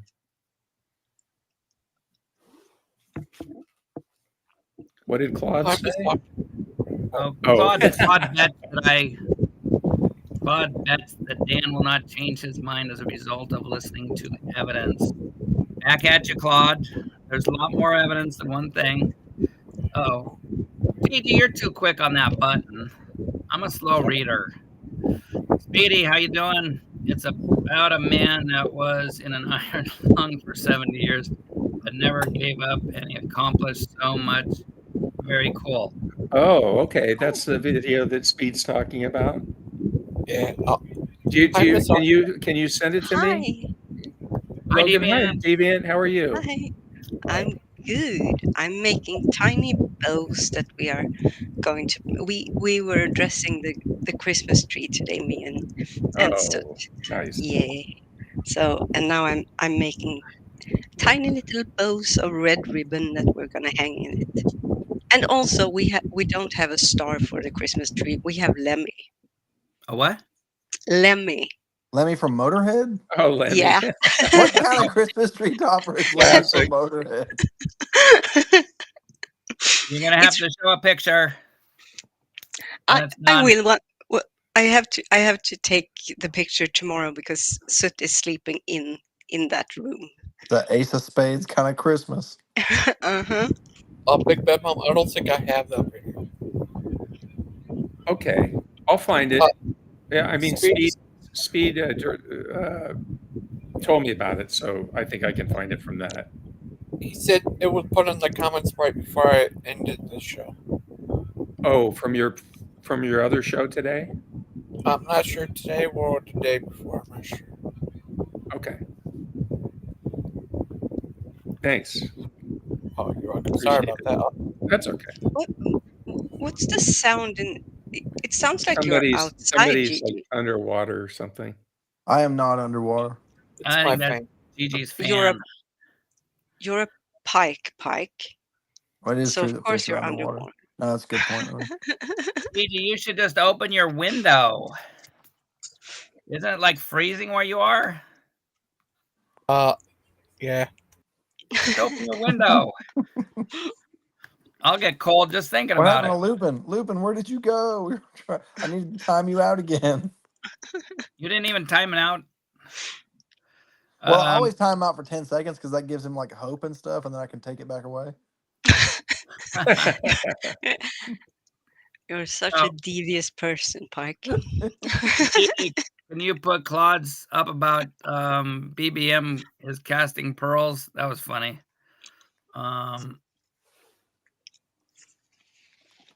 No, not that one. It says BBM is casting pearls and is to be congratulated for his efforts, but they will be in vain. Man, Well, I mean, I'm talk. showing it to the audience too, so anybody that watches the video will be able to see that video of the Hawaiian Island formation. No, exactly, and then you can tie that Gigi back to the my garden display of key lime pie in Florida. Where's the key lime pie at? We ate it all. Actually, my daughter made one because she helped me make that garden. So That's she made a good daughter. Key lime. Oh man. Oh man. Yeah. Wait, Oh, what she's so is cool. your- I gotta brag on her. Yeah, please do. But I have to ask: is your daughter's name Keyline? No. So Okay. It's Dan No. Jr. I was in the 70s, but I was more, the Italian immigrant family. So not the what was it? We had one of the first communes out here in Northern California. Oh man, I can't remember what it was. Moon something ranch or something. It was always funny. But yeah, my daughter born in 81, and so she's helped me out in a lot of gardens and did some of her own, just totally creative too. Slave labor, of course. Of course. But oh, come on. She's my daughter. She got the credit card anyway, so it's like daddy's Look, gonna I would use my kids for slave labor, but they ain't worth nothing. It's the way you teach them. Although she was but so she's doing now part of the church. she leads the worship singing sometimes. Beautiful voice. Did not take after Dad, and so she was asking us like, do we have any serve type of days we can do, or plugging people into helping the community? And the pastor at the time goes, no, we don't, but you want to do it. So she took it on, and we've really have an actual good reputation, even though we're in a pretty liberal part of America. And we'll go out into the communities, to the parks, to the helping the food banks. And I just got so proud, Daddy, because my daughter heads it up. And again, just nobody else, but she saw the need, and then the pastor was like, yeah, go for it. So that was cool. Anyway, sorry, Deviant. What were you gonna ask? That is cool, Dan. No, my question was about your daughter's name. Oh, okay. And as it was, it was a serious question because I didn't really heard all of it. I Shakira just heard Pozzi. bits and parts. And then when I had asked it, I realized that it was perhaps a very stupid question. Oh, no, not at all. Come on, I'm from California, and in the 60s and 70s, like I said, mine was more conservative, immigrant Italian community. So it's a lot of Charles, Mike, Dave, the Bible type names and whatnot. But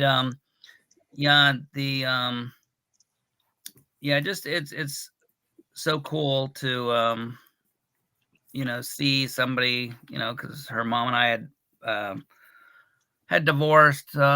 Mom divorced me in she was probably like 15 or something. Horrible time to divorce. And just to watch her though blossom.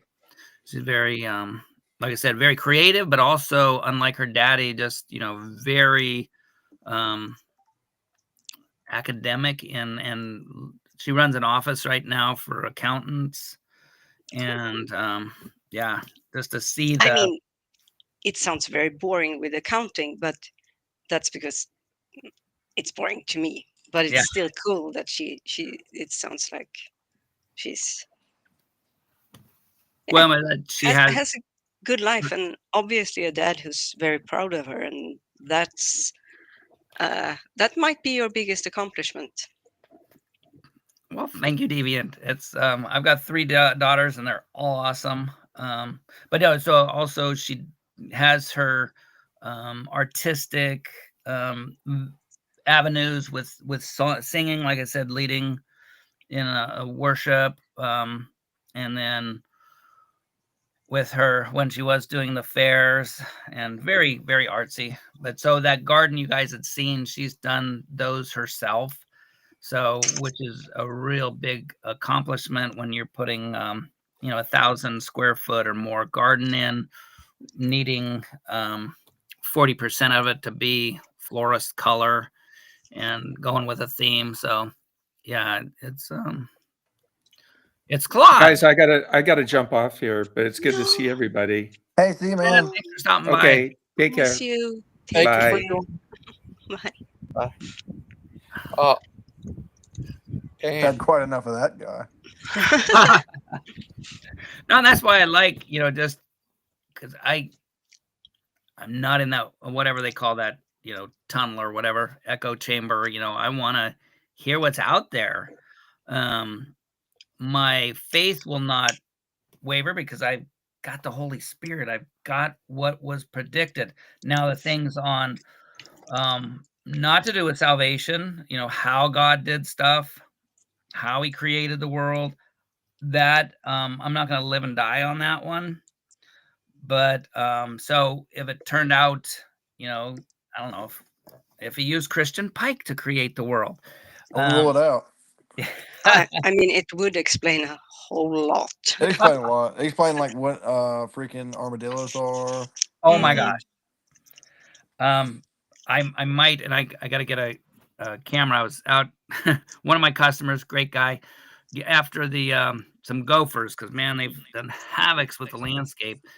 And so I was going around and I see these mounds of dirt, and it looks like it's either a fox den or a badger. So I didn't get too close. I didn't let poor little Maxine out on that side of the property, but I can't wait to see what going to get a game camera and see what the heck made that Chupacabra. That den. Mhm. Just nature's fantastic. You've heard of a bass and you've heard of a Sasquatch, but have you considered a Basquatch? You're going to get me have not. considering that all night. Oh, I'm sorry, Deviant. No, it's okay. Because something made the tracks. Basquatch. I don't know of any tracks, but I'm sure it tracks. Show's ended, GG. My mind's on tracking the whatever it is. I never Now, did even know what you guys were talking about, honestly. It has feet and then little like fin marks behind it. Yeah, the Basquatch. Yeah. Act like you don't know what the Basquatch. Let's design that thing. Are you gonna have me Google? I wouldn't Google that, me personally, not unless you're on a Mac. So. I'm not, but it's not my computer either. So I mean, well, it's just the Basquatch. What is this show about? I thought this was an interview. It's supposed to be, but this is also the weird part of the YouTube's interwebs that we like to call our home base. So anything can happen because there are a lot of weirdos in this community. Logan, I apologize for timing out Dustin. That might have been out of order, but I just get sick of him cussing and cussing after we tell him to quit cussing. Okay. No. I saw Bruce on Daniel's show with Sandman and them. Oh, that sounds very interesting. It's crazy. I actually saw him on Pastor Jay's show, and it was like really, it was one of the best times I've seen him on a show.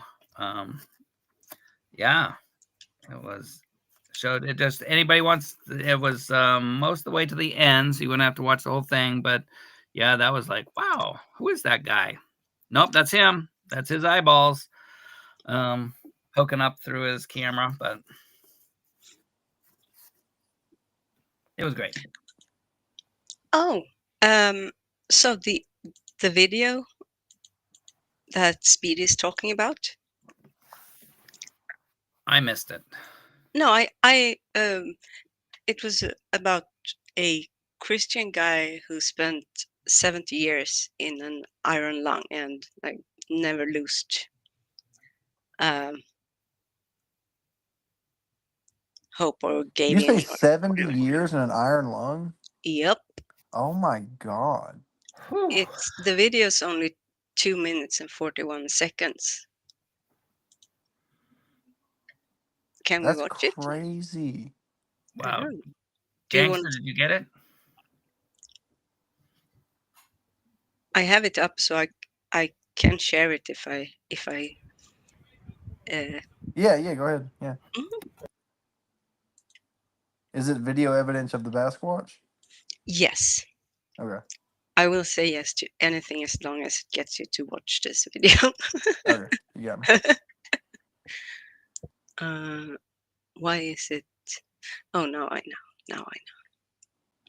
A man who touched hearts, overcame unthinkable challenges, set a world record, and he died this week. Paul Alexander spent his entire life in Dallas, and most of those 78 years, he was confined to what is known as an iron lung. Our J.D. Miles tonight to share his incredible life. And I live in an iron lung because I can't breathe them all. The passing of Paul Alexander on Monday was a sad day for those who knew and loved him, including millions of social media followers.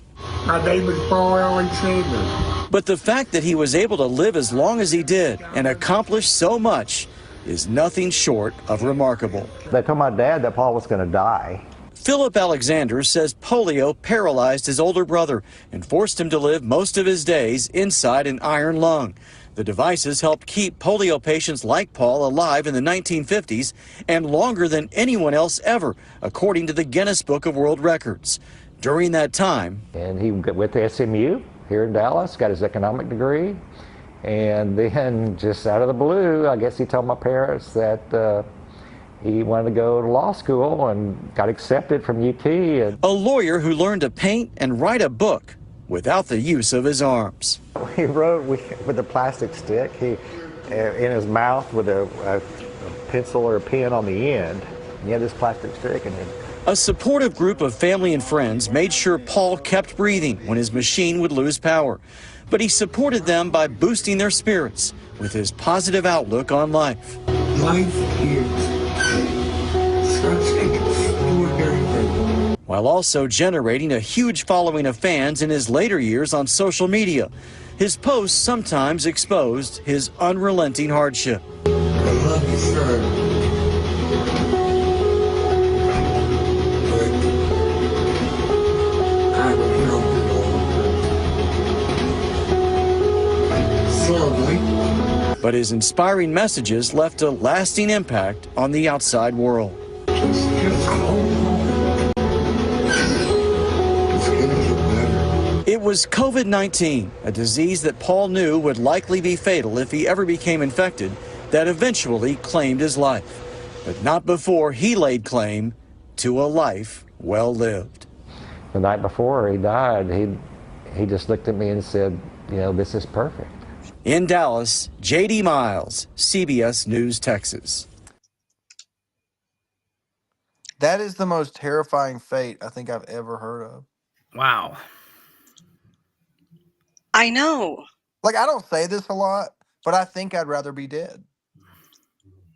I mean, I think so. I've already said it at some point, but it was like almost 2 years ago by now. My biggest fear, which is so I've never had like a fear of dying, for instance, but to be stuck in a bed, not being able to move or speak, to communicate at all.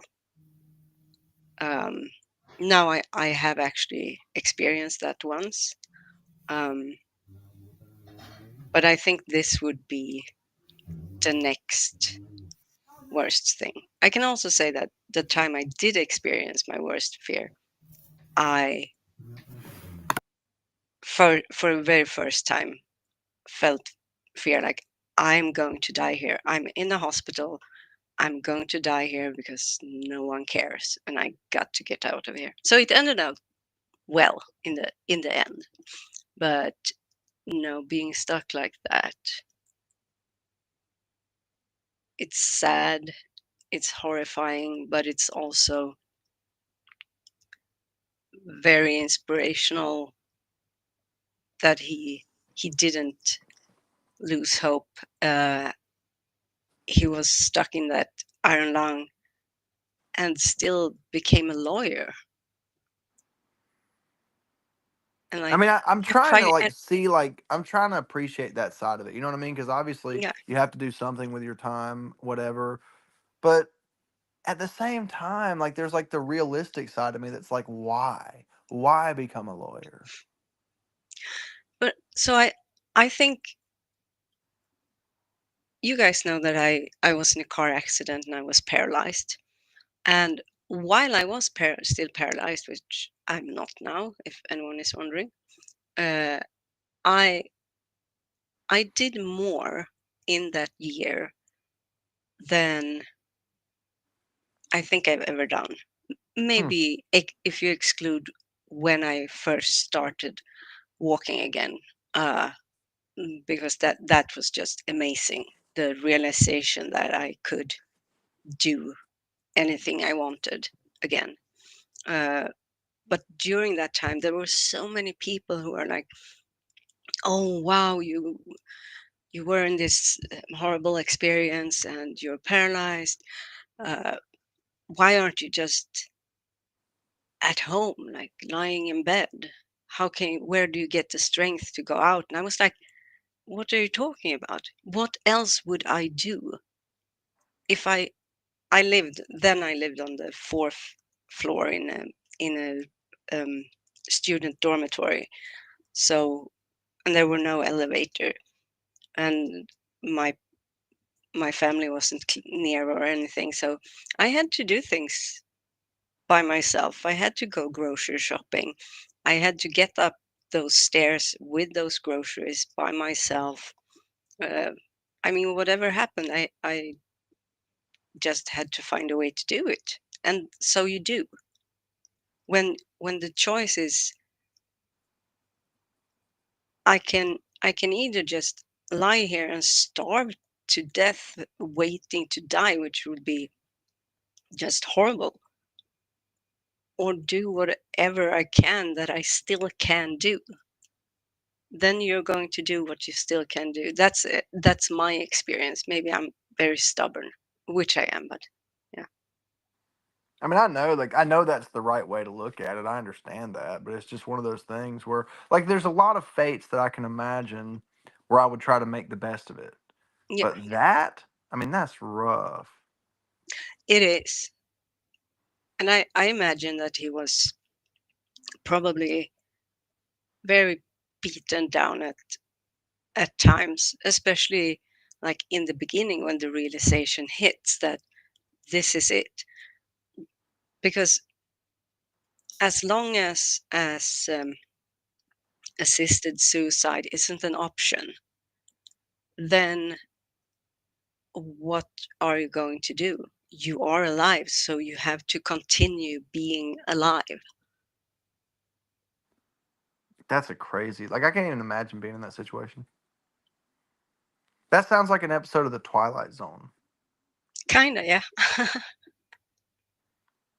But I also think that's why stories like his are so touching, because they force us to look at ourselves from a completely different perspective. At least those of us who are the even tiniest bit of self-reflectant, self-reflective. Uh, Oh, or speaking of being self-reflective, someone in the chat said that Bruce and Aiden are arguing on Daniel's show. yeah, I saw. I feel for Daniel. I feel for I have, everyone involved. Well, I have me too. a question, Brother Pike.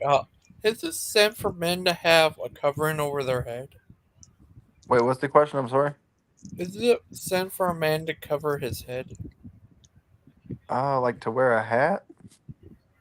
Or something like Oh, you're that. talking. I know what you're talking about. So there's a scripture that talks about how a man should pray with his head uncovered and a woman should pray with her head covered.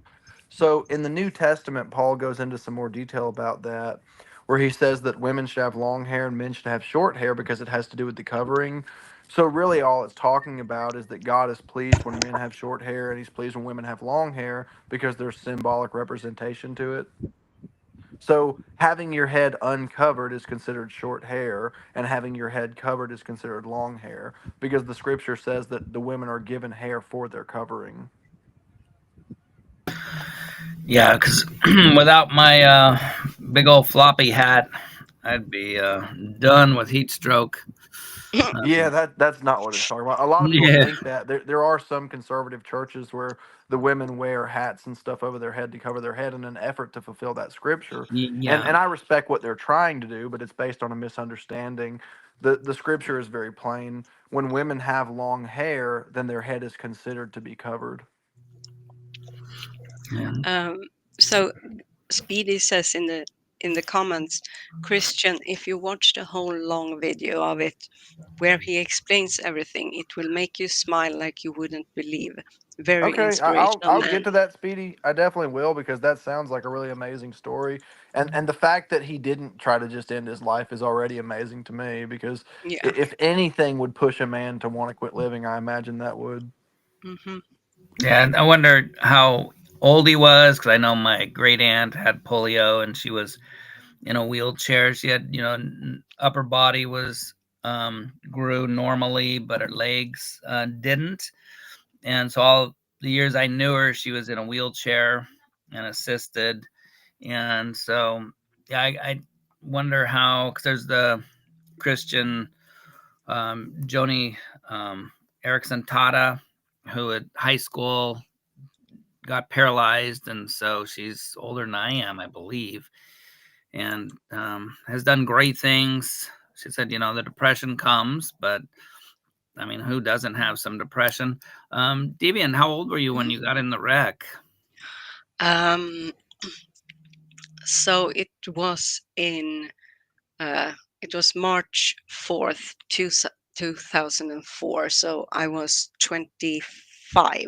Yeah. Ouch. Yeah, that's something, that we always, people say about, oh, this is that or whatever, but automobiles, Oh yeah. even as modern as they are, 25 years ago, or 2004, they were better, but still, you're in a little teeny box going way too Yeah. fast. I I was driving my parents' Volvo S80, and um the paramedics and the um not the police, the fire, so they couldn't open the door. It was kind of pressed together. Yeah. So they had to get in there, but they said that I it couldn't have happened in a better car. I was very fortunate. Were you Uh, texting and driving? no, I was hit How do from you? behind by a guy who was Was staring he texting into and his. driving? Possibly, he said he was looking at his speedometer. I Um, actually had a Volvo one time, and we hit a deer, and we hit it so hard that I think I just like liquefied the deer, yeah. and the car was good enough to drive on. Like it just Volvos are tanks. Yeah. Hmm. And they are very safe. I'm not sure the status of it today compared to other cars, but for a long time they were the safest cars out there, and they have always been very like in the front, uh, in the front of safety, and like com- creating this compression zones, I believe this, where the interior stays intact while like the front and the back can be just squished to basically nothing. But yeah, the car was did not look good afterwards. Uh, Yeah, those Volvos are amazing. I've heard a number of stories like that where they save people's lives. People really, they're very highly rated even to this day. No, I mhm. was so happy my daughter had a few of them, and her husband, they really liked them, and they lived way up in next county that you have to go over our local volcano to get there, and just very, very You treacherous got a road. local So volcano? yeah, Mount St. Nice. Helena. It's a Interesting. dormant one, but Give it time. yeah, one of the only places in the world I hear, I have no clue, that has they have the geyser power plant. Say what? They have a geysers, and they have a thermal power plant. I don't know Oh, if that's a rare thing, but yeah, you can see it from ours. I don't know. It's about 2 hours to drive there, and it's windy roads though, so I don't know how far, but yeah, you can see the steam coming up every once in a while. Kind of cool. Kind of hot, I guess. I remember probably. going up to the volcano one time on the big. I went more than once, but I remember going one time on the Big Island just to go look at it. I was probably 12 or 13, and that was pretty neat. It wasn't erupting or anything, but there's always like a little bit of activity right there on the top.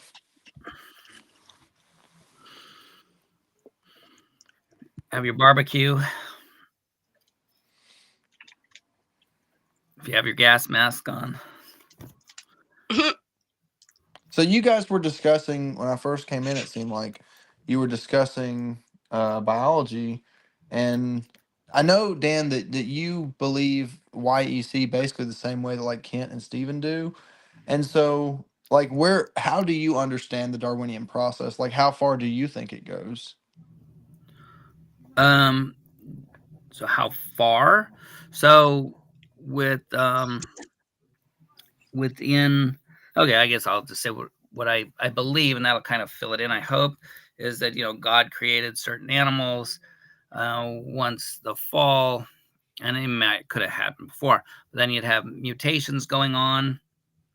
And so, and the reason I say it that way is because, they're called kinds, but, we now have scientific classification of kind, which is different. So I believe that what would have originally been created is what is the boundary of what mutations can produce. So that makes sense. So where the evolutionary is that, you had your abiogenesis, you had a simple life start, and that you'll have mutations. The mutations then get worked on by natural selection and kind of went where they went. So I think you're saying that you believe that the boundaries are whatever the original kinds were. Is that correct? Correct. Well, I actually feel the same way. I don't use the word kind as specifically as a lot of YEC people do because the book of Genesis seems to give these broad categories that are referred to as kinds rather than specific species. But I do believe that those are the boundaries. Oh, yeah, and then so that's why, again, it's terminology, and we do have, modern biology that uses kind. Well, what I mean is like you hear a lot of like YEC people, Kent, people like that. They'll say things like giraffe kind, and Yeah, in the book of Genesis, it's never that specific. no, The word kind is used sort of like a category of life. So something like beast of the field kind would be something akin to like mammals or something like that. So I do think that that sort of answers the question of the Darwinian process and how much we observe it because if you say like beast of the field kind or creeping thing kind, a general category like that leaves plenty of room for malleability within the category. no. I think I did hear you. And if I had the use of my camera, I would salute you, Claude, for calling me Dr. Dan.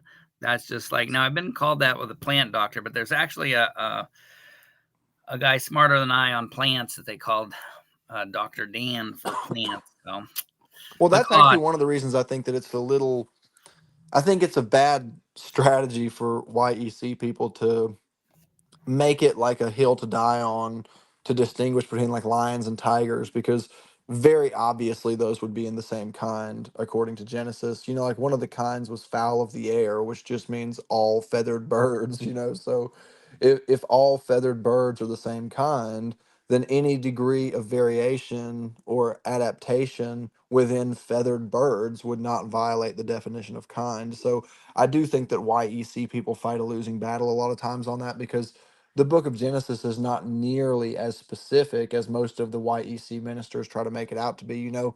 They'll have you thinking that it's like the southern South Georgia possum kind, and it's never anything close to that specific.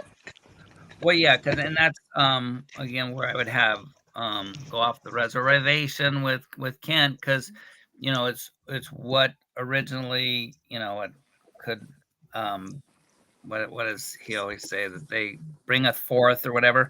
But even then, we are now being the ones in the YC community that another 5 minutes or 10. Oh, it's already 7:44. Yeah, a little bit more. Philip, we're gonna watch a movie. And so with the when I said I was smart earlier. See, Big Bad Mama, get back in here. I sounded smarter when you were here. Uniformitarianism. And so many times we say, well, no, you can't really use that, or is that always good? And then, you know, creationists will say it. And it's like, well, we don't know how the genetics, of the kinds, like you said, and Ken does say the bringing forth, but again, what were they? How were they? Yeah, there Why? is even some information that has to go along with that. There's a couple of points there because number one, those definitions were given before the fall. And it seems obvious to me. I think there are some people that disagree with this, but it seems obvious to me that genetic diversity came into effect after the fall. And so those definitions were given before the fall. And also, bringing forth just means one generation giving rise to the next generation. And when you consider genetic drift, we know that it's possible for one kind of animal over a series of successive generations to become so genetically isolated from its own relatives that they can no longer breed. There are examples, for instance, of squirrels on both sides of the Grand Canyon that hail from the same kind of squirrel, but just being genetically isolated for so long has made it impossible for them to have viable offspring. But they Well, were both then I still brought forth from ancestral squirrels. So it depends on what you mean by bring forth. yeah, and I would just debate you, not debate you, but give you some pushback that it had nothing to do with the Grand Canyon. It was the mutations that one or both of them got.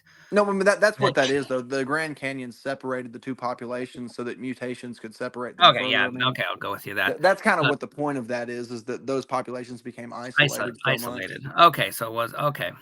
But that's That's still why. them bringing forth because those squirrels still trace their ancestry back to an ancestral squirrel or squirrel-like animal. And so when people talk about bringing forth, it's like, well, number one, that was given before the fall, which is almost certainly before genetic variation.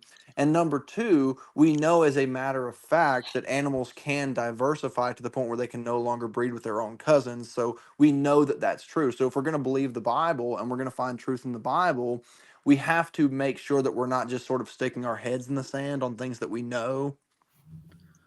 No, exactly. And even though, and I to defend the young Earth creationists, they they will give the lip service to, as they when they were created or at the time they were created. And then they kind of lose it though when they get into the weeds and like, okay, now we're gonna show you today what animals they were when. And I'd even see that you could have had some really cool things popping out genetically from the original creatures. I could see that, but that the ones we see that is because of the whether it's radiation or things that are not good that have caused some mutations, in my opinion, that have caused some of the the bad stuff. And so I agree with you there. And that's not a good sign though, is it, Christian? Well, I mean, I You're agreeing. understand, I understand the idea that people who want to purport creation don't want to make major concessions on things like biogenesis and stuff like that. I understand that because there does come a point at which it violates their religious belief. I mean, you do reach that point. But I think that YEC people kind of pull that point so far forward that it's no longer true. Like, to believe that a lion and a tiger share the same ancestor is not in violation of the Bible because the word kind is a very general word. It's a very categorical word. Something like a lion or a tiger would exist in some superseding kind that was not species specific, the way the language is used in Genesis. So I don't think it's wise to raise a whole generation of young believers to think that something like proving common ancestry between lions and tigers should hinder their faith. You know what I mean?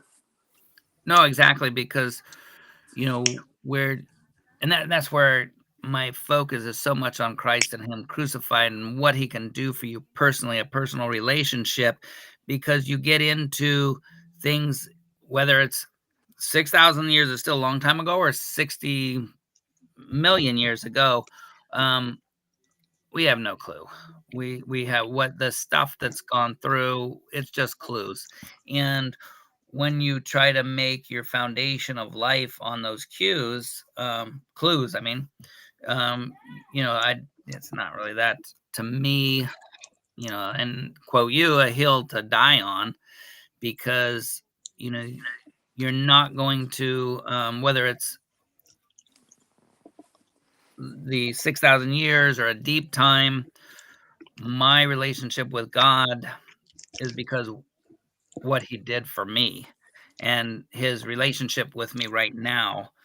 And so, yeah, those things to me is fun, Well, I but mean, like I said, I mean, there are things that you could say that violate religious belief. I mean, like if someone says, "Hey, I believe life comes about through naturalistic processes," that violates Christian belief and Jewish belief. You know, like the Bible does teach that God especially created animals in the beginning. So the idea of abiogenesis is a violation of that belief. And even something like saying that I think that all birds, all fish, and all mammals and humans have a common ancestor, that also violates religious belief because there are certain especially created categories of life that are referred to as kinds, in which you have fish in one, and you have birds in one, and you have man in one. So you do get to a point where it actually does contradict the Bible.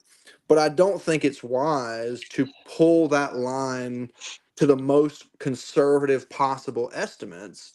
Because for one, that has nothing to do with the Bible. Like the Bible never says that animals can't adapt and change. There is no scripture about that. And they obviously do adapt and and they change. have, yeah, Yeah, so sad. I don't see the point in even fighting that battle in the first place. You know, what exactly are you achieving by doing that? No, I agree with that aspect of it, except for I mean, not except, but the thing that God did create.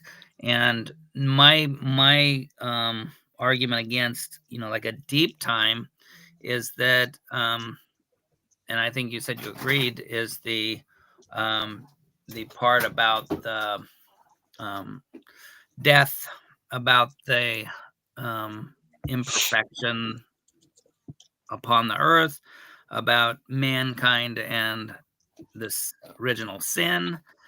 Because again, people laugh at me, but it's like, if there's no creator, we're all suckers for being good. Because you got the What? people. No. Yeah, why be good? Deviant, why be good? Why? Yeah. Yeah, deviant. Because I enjoy being nice to people, and also I want them to be nice to me. But what if being And bad feels so good?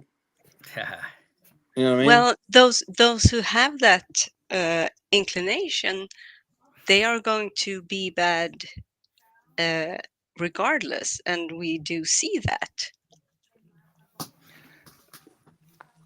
And that's good, but then again, you have to So define terms the of only being good. reason I need to treat someone with dignity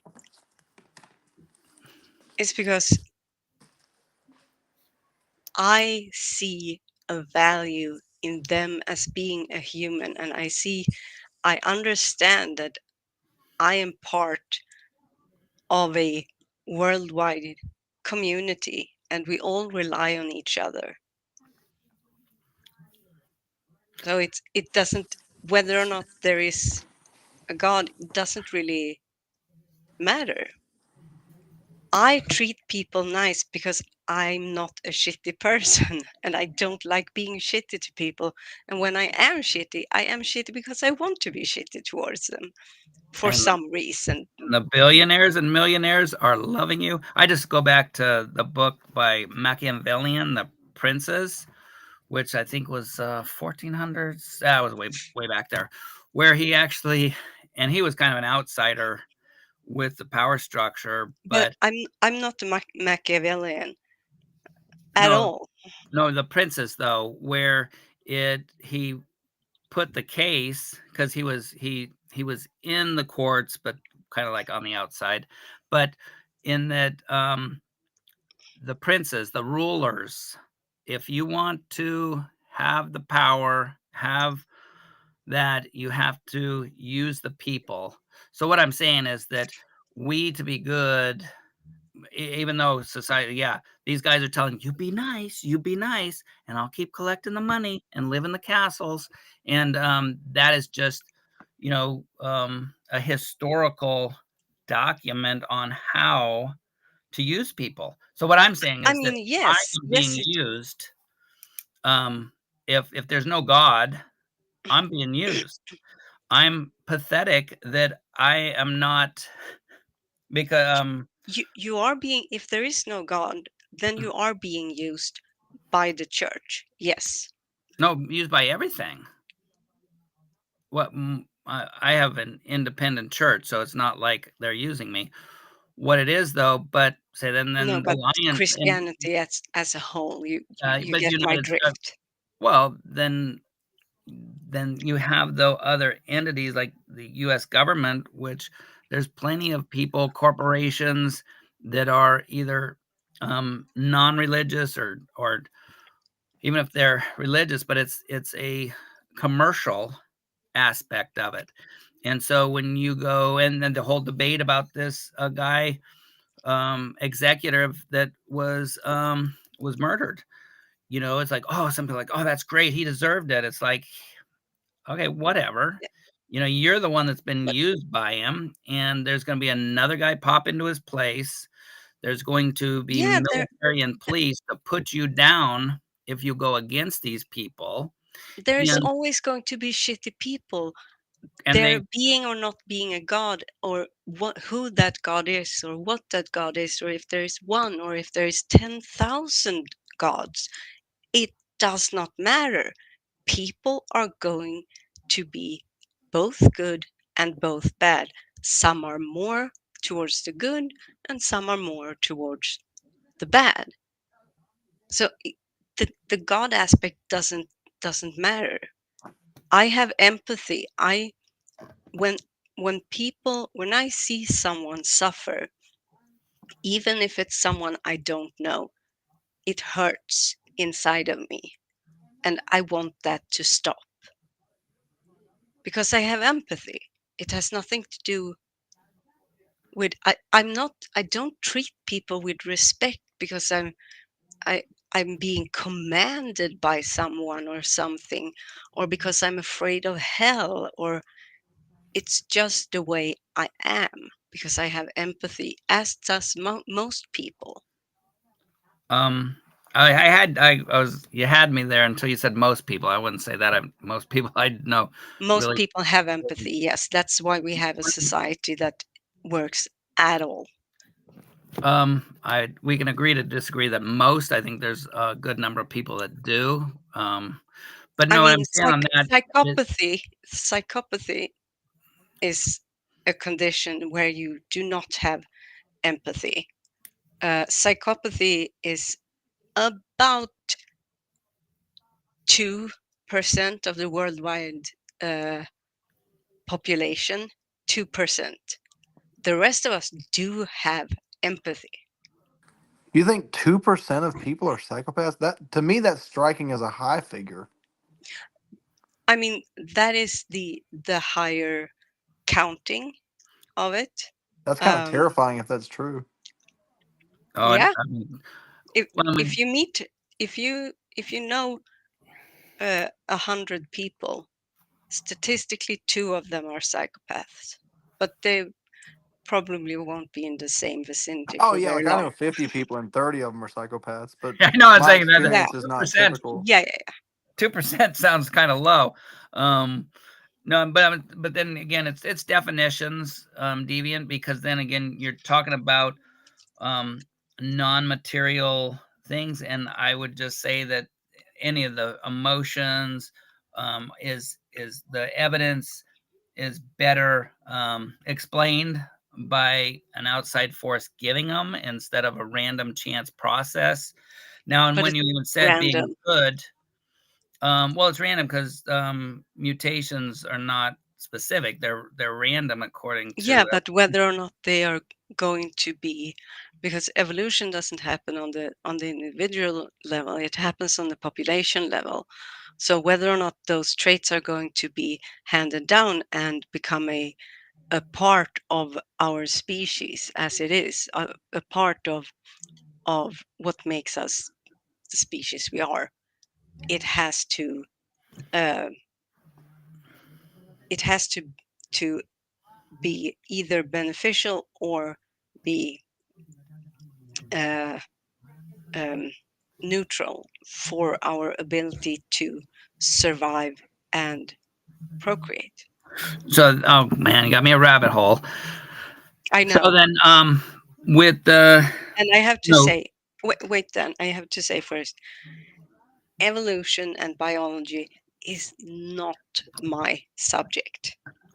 I know about as much on this topic as, I don't know, your random Swede, which I guess I am. I thought But you were I, going to I say just have. Christian Pike. well, back at you, the random landscaper from Italian and mutt descent, from America. No, it just on that though, and that's what kind of, as a designer, and this is like I'm actually excited to hear this one is, and because I've heard it before.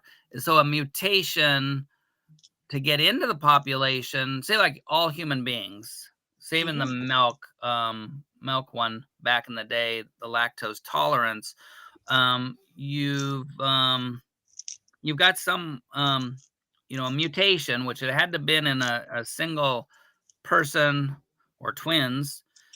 That's how mutations work, I believe. Yeah, I can be corrected. And then through that one individual, that had to go through the whole population. No, yeah, to, no, then not really. I'm sorry to cut you off, but good. that's not really the way it works. So it has to occur in multiple people because for the same reason that there is, I'm not sure how many individuals it is, but amount of individuals so that they can breed without um, what's the I think that just takes two individuals, Deviant. one. We always do it in groups here. Is that weird? It is weird. Okay, Yeah, because just check. that's interesting. That sounds like one of those Puff Daddy parties. Yeah, Ooh, because mutations are a random occurrence. My understanding of evolution theory, and so to have the same mutation in enough of the population, which makes more sense, that you'd have to have multiple people at the same time in the same area, or I mean, people. probably we're very deep into. This is like a level or two into it beyond my where I feel like I have a handle on this. I fully understand this. So, and I realized Who's that our we're genetic expert? oh, our genetic expert. I don't know. I thought you I'm the asked. genetic I thought expert. you. Yeah, Pike. There you are. You're the I'm here genetic. to answer all of your questions about the genome. Well, you haven't beat me on genetic. No, that's different. That's just having kids, because you're just catching up, I think, to the fourth Catching kid. up. He has like 15. I don't have 15 kids. He's only okay. No, you're he's saying he's making like one of two. my brothers, or probably all of my brothers. They could have many, many. So no, I'm just thinking He's known making ones. 2 more right in this second. I'll be the genetic expert. Okay, so here's the thing. I found out that donkeys and sharks are related, and the Basquatch is in fact a thing. We have environmental DNA. Okay. I want to see pictures of it. Who's a good There's no artist? pictures of it. It's blurry. Who's our artist? I want a painting. Okay, I got to get going. Thanks, guys. It's been fun. Gigi, let's do it again. Yeah. Thank you for joining us Yeah, for it was having a show. interesting having a conversation with you, Dan. That's not that contentious. I I know enjoyed it's it. more fun, actually, much more Yeah, fun. You just smoked BBM so hard he had to leave. yeah, that was kind of bad. That was kind of bad. No, he We're gonna. schooled me. He was so embarrassed for schooling me, he just had to leave. Oh, I can see that. so then here's the deal. Because you did that to BBM, we are now going to make at least 10 consecutive shows just bashing you. You've got to. Yep, Now, I was that's actually hoping, it's in the contract. What can I do? It's not up to me. Christian, give me those eyebrows again. I think Claude said in the comments that that you've changed his mind and you're right about everything. It's about time, Claude. I could have told you I was right. Whenever we started talking about and in chat with DAL stuff, is still Stephen at Living DL. That sounds like it's in French. Bye, everybody. Bye. Everyone, thank you for joining. Thank you. Yeah, You're Logan, welcome. you're up late tonight. Mhm. Yeah, see you guys tomorrow. Thank you for joining. All right, buddy. We'll Thank talk to you you tomorrow. guys. Talk to you tomorrow. Sleep well. You too. Yeah. Bye.